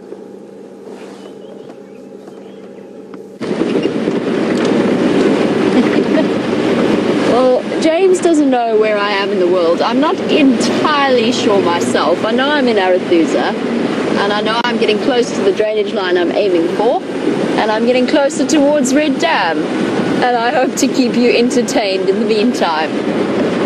But no updates from this side. I've checked all along the western boundary of Arathusa just to see if maybe we could get an update as to maybe Anderson or Tingana's movements, so the two dominant male leopards in this area. No tracks for them. Lots and lots of hyena tracks though. And I've also picked up on quite a few middens or latrines that the hyenas have been creating in this area, and I think, in fact I'm sure that they've got a den somewhere around that western drainage line that divides Arathusa from Elephant Plains. I'm almost certain of it.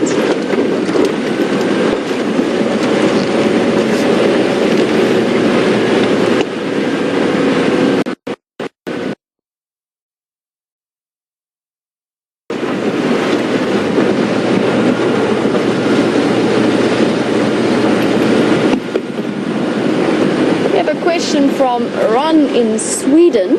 You want to know if we've seen any lions or leopards. Oh, Yvonne, sorry, Yvonne from Sweden. You were wondering if we've seen any leopards or lions on the drive this morning. And the answer is no, we haven't. We haven't picked up on any tracks as far as I know. I've been on Arathusa.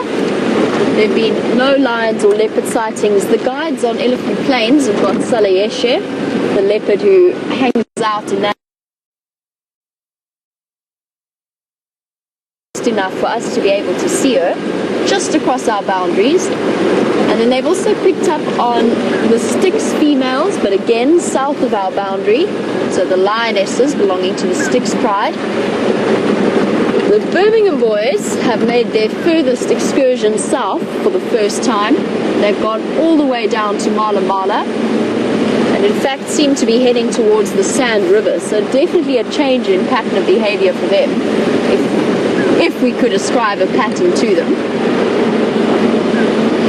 Now, I'm not too sure, but I know that the Matimbas were there as well, and it sounds as though they chased them further south. It'd be interesting to see if they decide to come back further north or if they stay up there.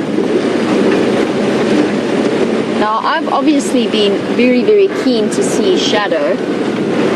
It's been a long time since we've seen her, and I know that everybody is very keen to see her and are quite concerned about her. She's absolutely fine, apparently. The Arathusa guides have seen her a couple of times, but we have yet to be able to relocate her, and I think she's tucked away, hidden in the drainage lines around here. But no tracks for her just yet.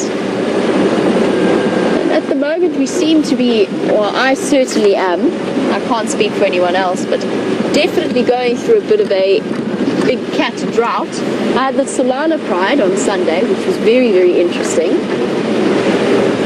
and new lions to me, so that was exciting. But beyond that, I haven't seen much. I can't remember the last time I actively followed leopard tracks. They seem to be hiding away from us at the moment, much like the Steenbok wants to be, or thinks he is.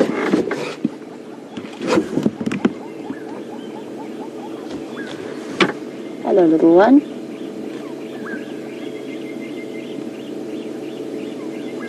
Little male. You can see by the horns sticking up in the middle of his head, tiny little spears. But I bet could be used as a serious weapon if he wanted to.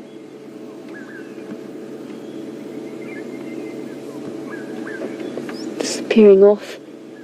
And there's most likely a female hiding around here as well. I haven't seen her, but typically because they mate for life and they move around together, you generally see them within a couple of 100 meters of each other. They tend not to spend their days together. You do occasionally see it. Over the bump. But they do move around in their tiny little territories, only a couple of 100 meters squared. So very, very small little territories.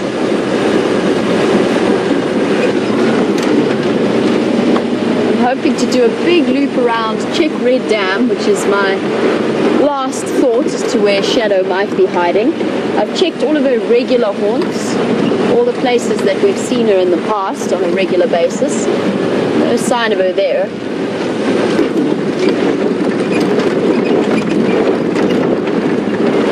And I appear to have found one of the few rocky places on Arathusa.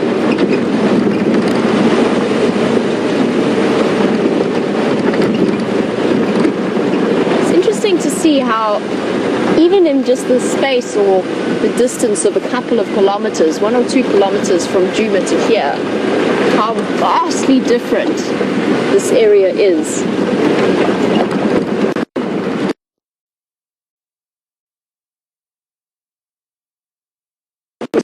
There's a lot more granite and quartzite in the soils. You can see it shining into wild.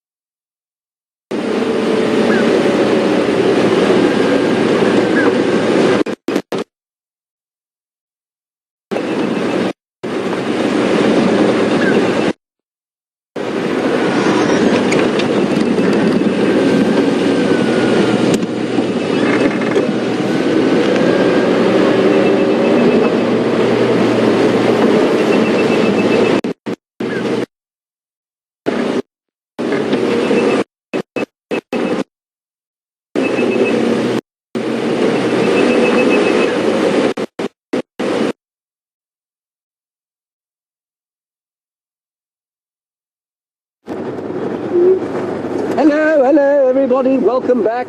Sorry about that crashing cut. A little bit flustering for us and probably for you as well. You probably did that with your coffee and threw it all over yourself. I hope not. If you did, I'm very sorry. A soda water or some white wine will help it get out of your clothing. We have now forged, like Marco Polo of old, to the Far East. I think, well, Brian and I were just discussing, we think he went to the Far East, I'm not entirely sure. But we are now approaching Cheetah Line, the very eastern boundary of Djuma, after 2.5 hours of trying to do just that. We passed one more herd of elephants, I think the same one that you were looking at with Brent earlier. We know this, of course, because Scott was parked just nearby studying some flowers. Right, we are now officially in the Far East. How does it feel, Brian? Exotic. Splendid. It is rather, yes. One almost expects to see silk flowing from the trees. Incense coming from the grass. Yes, quite, absolutely. Sushi served on platters. We're now being ridiculous, of course.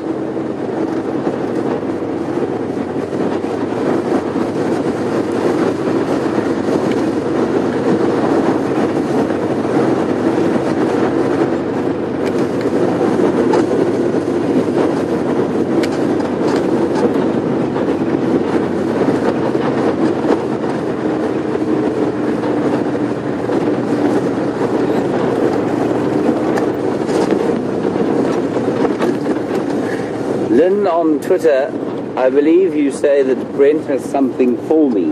It better not be one of those lilac-breasted roller feathers. I'm going to obviously steal that from him.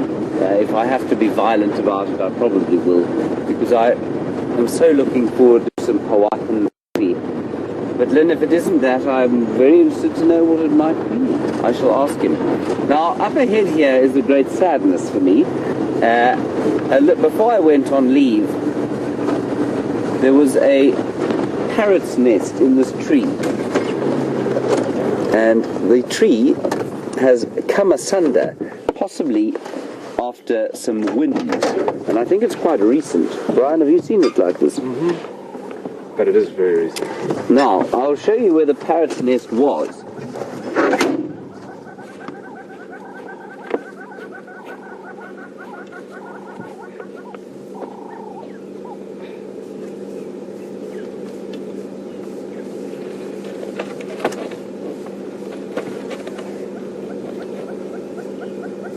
Strongman James. That's where the parrot's nest was, and it was faced down from the top of that tree there. And sadly, I mean, I did look inside it yesterday when I saw that it had come off. I don't see, there were definitely no parrots dead or otherwise in it, but the branch is basically completely hollow from here possibly all the way to the end where it snapped off. So sadly the parrots will not be nesting here this year. I'm going to try and bring it over to you to have a look.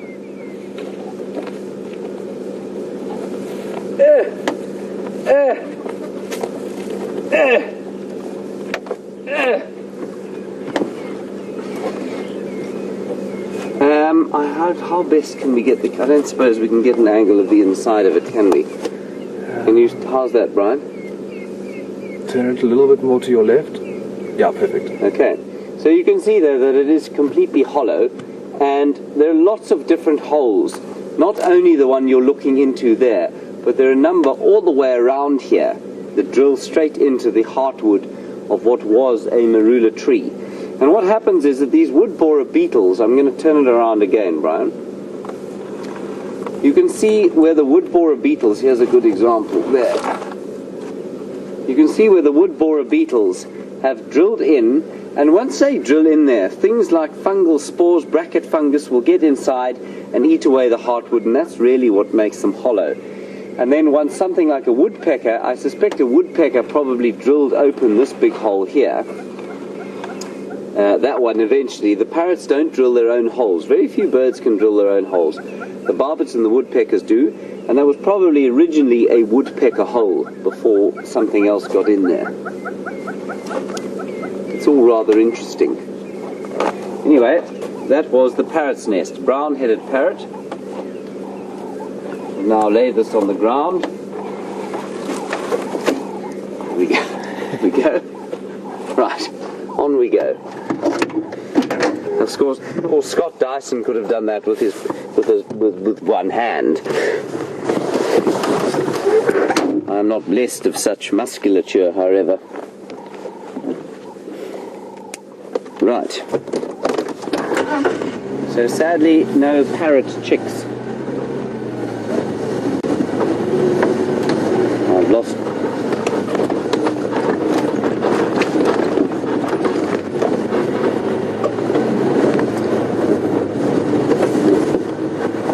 Yes, X-Ranger, you're saying I'm picking that branch up to limber myself up in order to fight Brent for that feather. Yes, that is absolutely correct. Although, I think I'll have to fight smart. Brent's reach will probably be quite a lot greater than mine. I might have to ambush him in the night.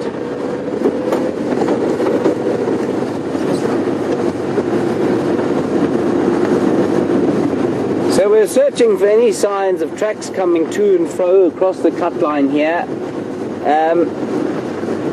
Two specific leopards especially that I would like to see again and I haven't seen for a long time. Karula, who I've only met once. And then Mvula, male leopard, who I met a few times at the start of my sort of tenure here, but I haven't seen him for a long time. And I really would like to see him. And interestingly, he was found on a kill not too long ago, and I'm sure they told you while I was on leave. He was found with quarantine on a kill. Now, what that means is that, for those of you perhaps new viewers, I know Aaron, you're definitely one of them. Mvula is a male leopard. I think he sits at around 11 or 12 years old at this stage of his life, and he's probably a little bit younger than that. And Quarantine is his son, and his son is almost 3, turns 3 in December as far as I know, and for them to have been sharing a kill together is very unusual, especially because for Quarantine at his age he's pretty much independent. Well, he is independent, he's not territorial yet, but for them to have been sharing a kill I just think is a wonderful story, and I'm very sad I didn't get to see that.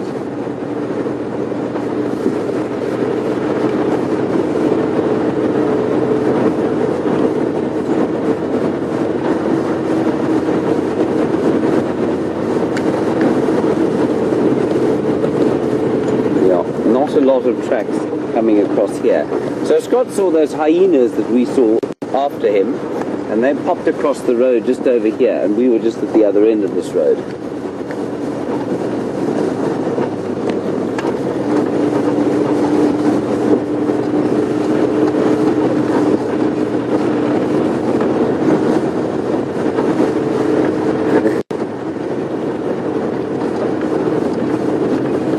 John, thank you for your comment, which says, oh, hang on, there's a little steering wheel.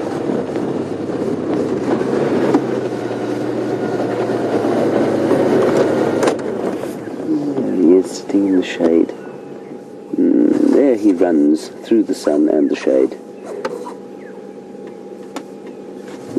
Very unkind of that steering wheel. Never mind.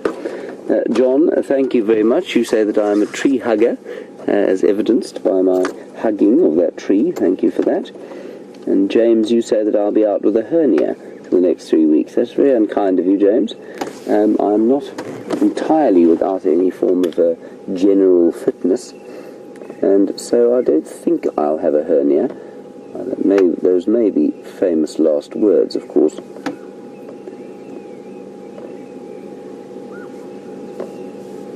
There goes the little steenbok. Right, let's carry on.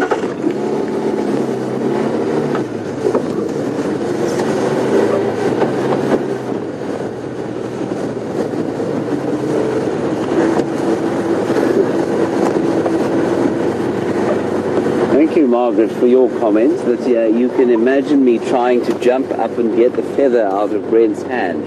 Margaret? Very unkind of you. I'm not sure what I've done to deserve levels of abuse on the Twitter sphere. But no, I won't be jumping up to get it out of his hand. I will be a lot smarter than that. We'll thieve it from him eventually.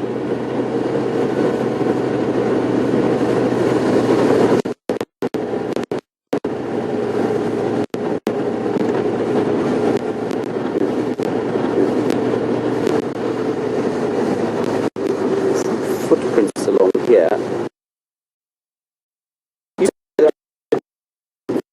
Bargain some of the coffee I'll get for the feathers.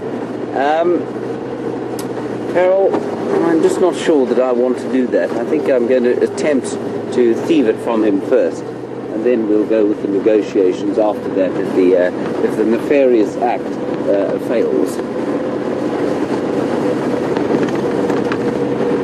So there's some tracks going across to and from across the boundary here.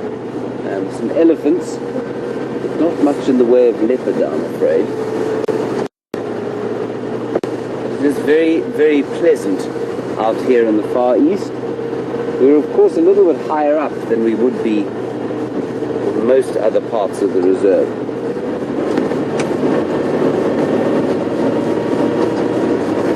So I think our plan from here will be to head to Buffleshoek Dam and see if there's anything in there.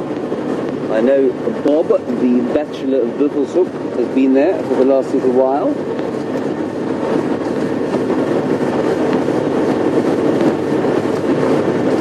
There's not a whole lot else going on this cut line right now.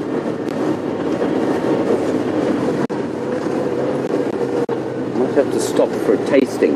Now here's something quite interesting.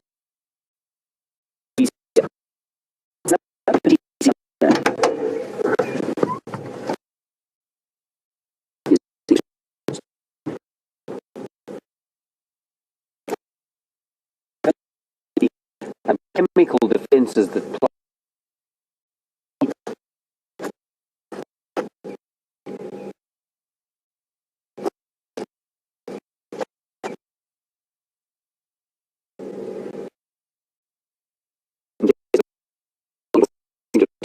certainly I wouldn't bite this,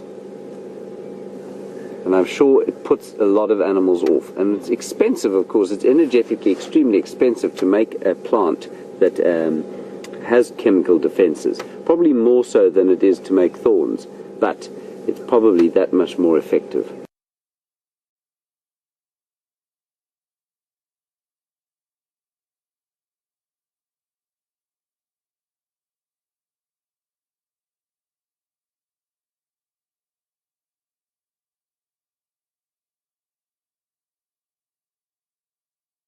Yellow flowers when it eventually flowers. Monkey pod, that's what it's called, a monkey pod. Right, plugging in again. Oh dear, I think the cable fairies have been around here. Right, okay, we're alright. We're okay, don't panic anyone.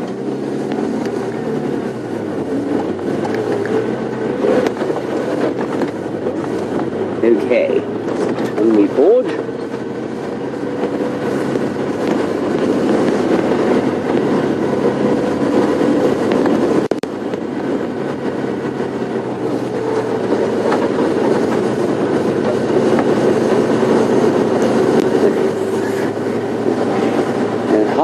Out here today, and all in that vein, we're going to head across to Jamie at the moment. She's also got a huge amount of not a lot, and I'll see you a bit later, hopefully with something at Buffleshoek.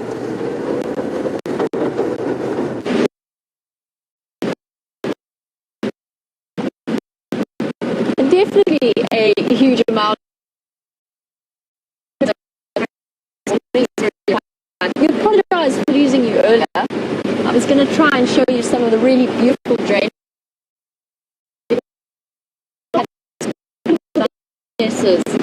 on a buffalo kill.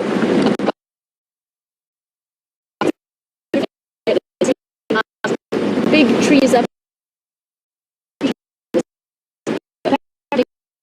Decided that was not going to be allowed.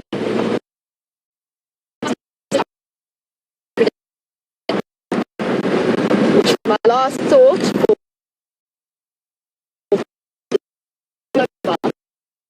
you never know, she might be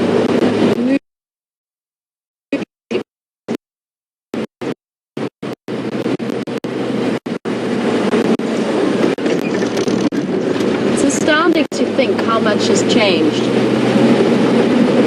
I was driving past that area where the Nkuhumas had that buffalo kill and just thinking how we'd had all of them together at that point. And it was overnight. The whole situation completely turned on its head.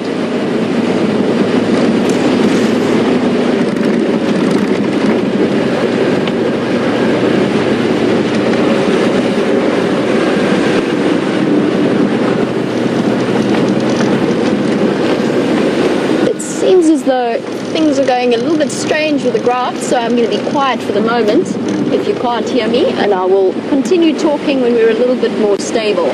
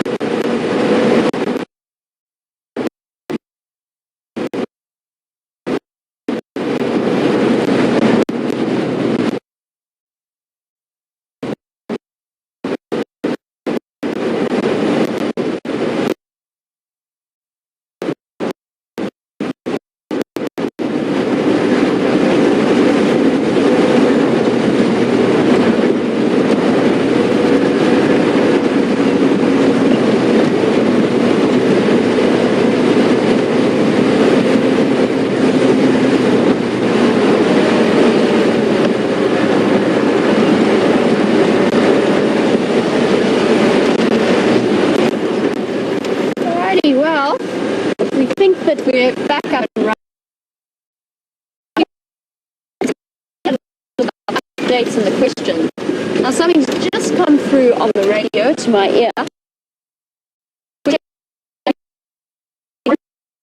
An impala kill south on Hoffman's. Now, as many of you know, they were quite enthusiastically mating a couple of weeks ago, and we suspected that it might have been a false estrus that Kwetile had gone into after very sadly losing her cubs. We're not too sure what happened there, but she did have young cubs that she lost somehow. She was then mating with Tingana, and now apparently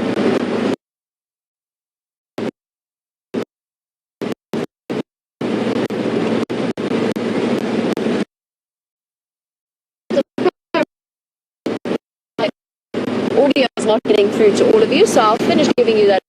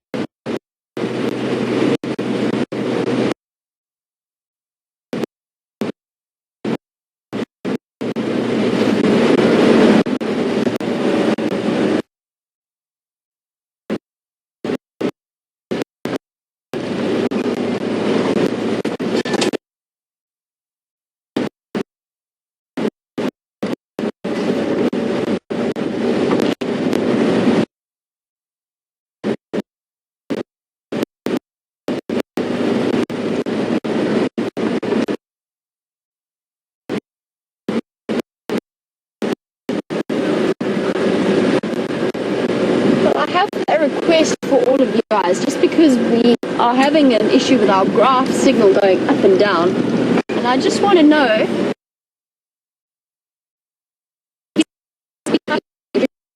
is it nice and clear, and are you seeing our picture? And please let us know. You could do that on hashtag Safari.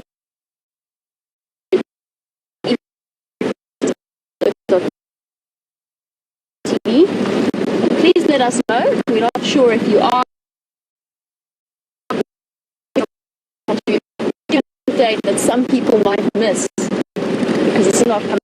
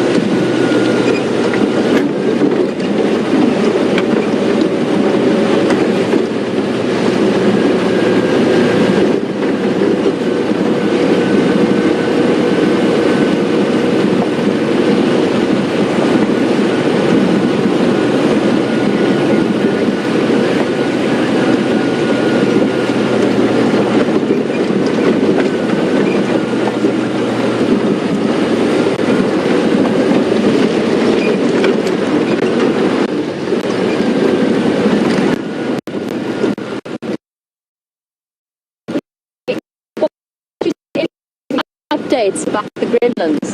We really appreciate it. But I have such good news that I have to share.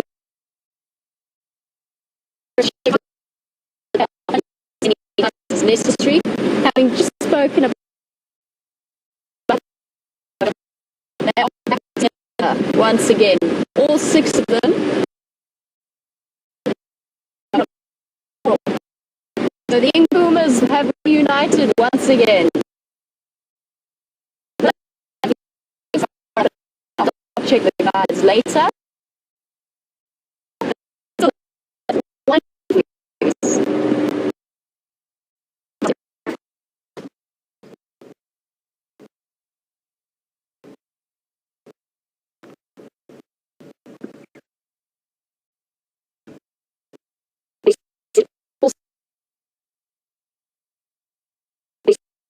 All 6 Nkuhumas. We're following up.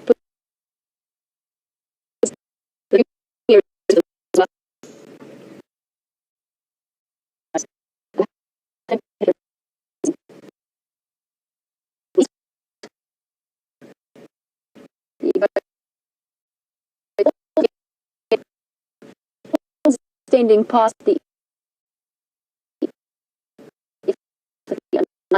solid looking male.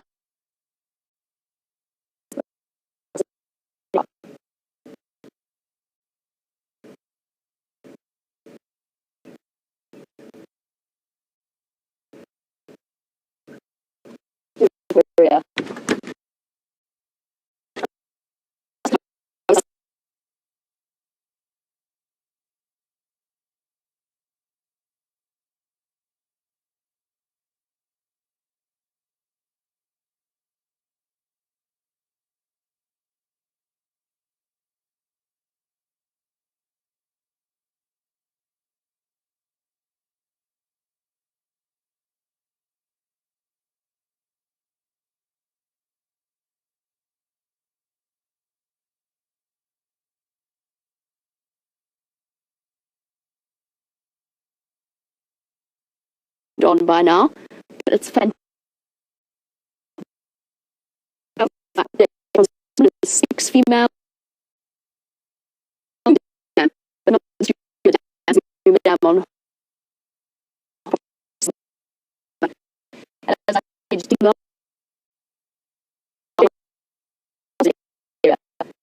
So exciting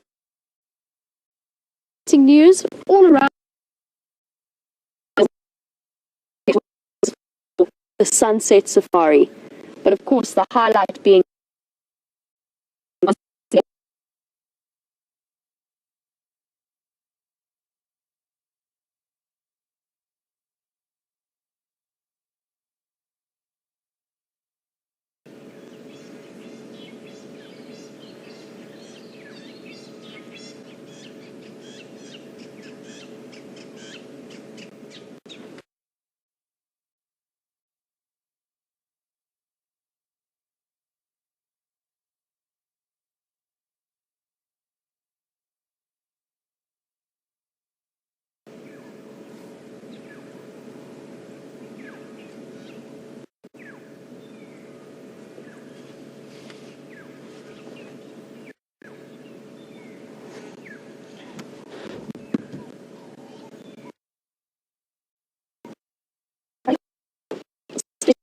quite a hot summer's day. I'm not sure if our audio issues are sorted or most of you are hearing what I say.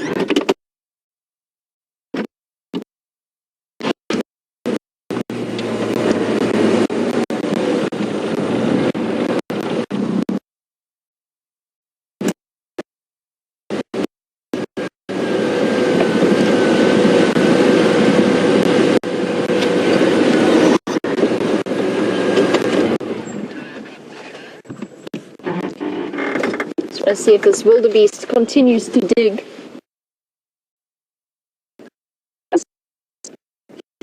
Go.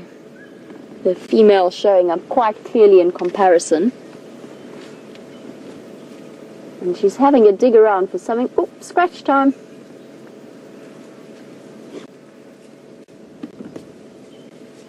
You can see the slightly narrower horns and then that be obliging about to once again.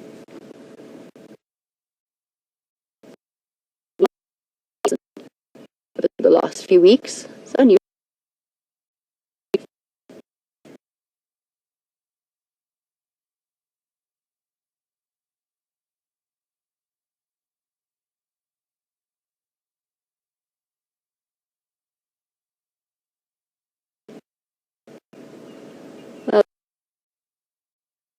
it seems as though our wildebeest male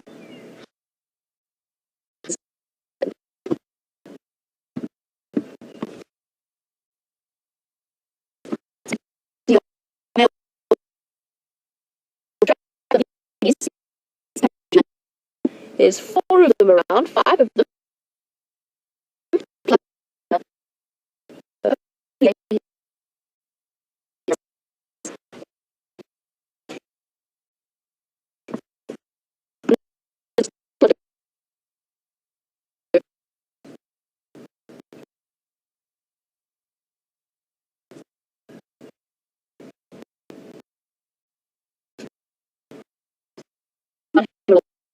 I think.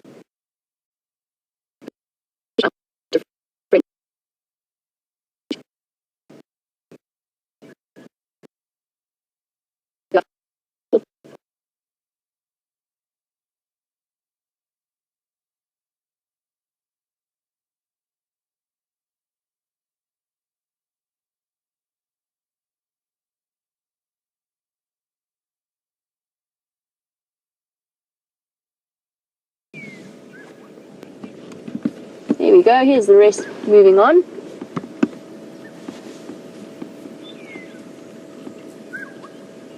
And making their way to join the male. It's his lucky day.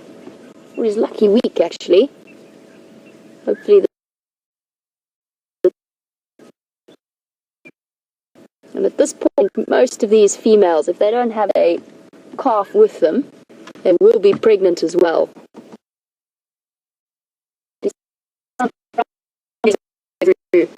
As they move into this area. Around December time, we'll start to see the calves being born. Alright, wildebeest, well, it was good to spend some time with you. Let us continue onwards. There's one last straggler making his way down the road. Oh, two. Nice big herd.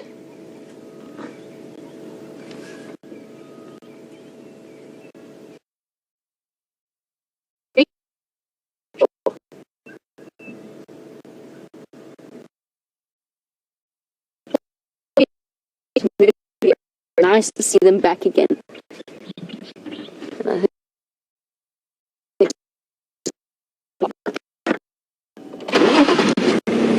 Elephants love it here as well.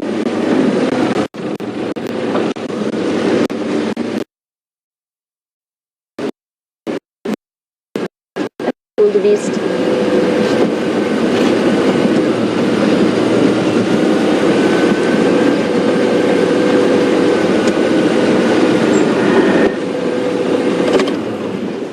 Come on, you lot. I don't want to frighten you.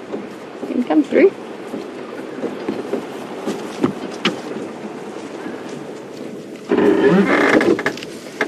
And just as the little sub-adult comes through, we can have a look at its face and how different in color it is compared to the adults. Yes, you. I'm talking about you. Much, much lighter in color.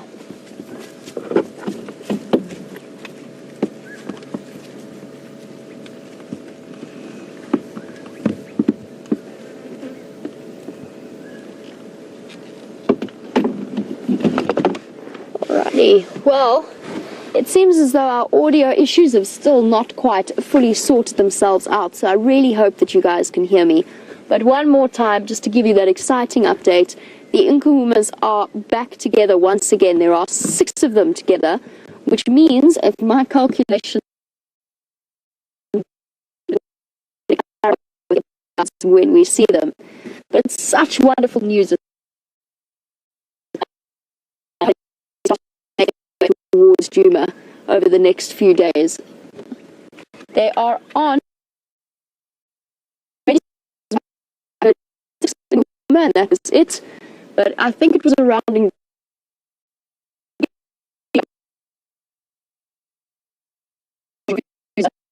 I think it sounds like they're towards the southern eastern side of us.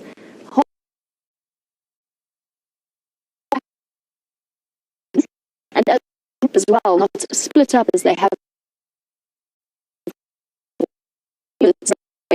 My pride has been through news to hear they're back. Wonderful time with all of you.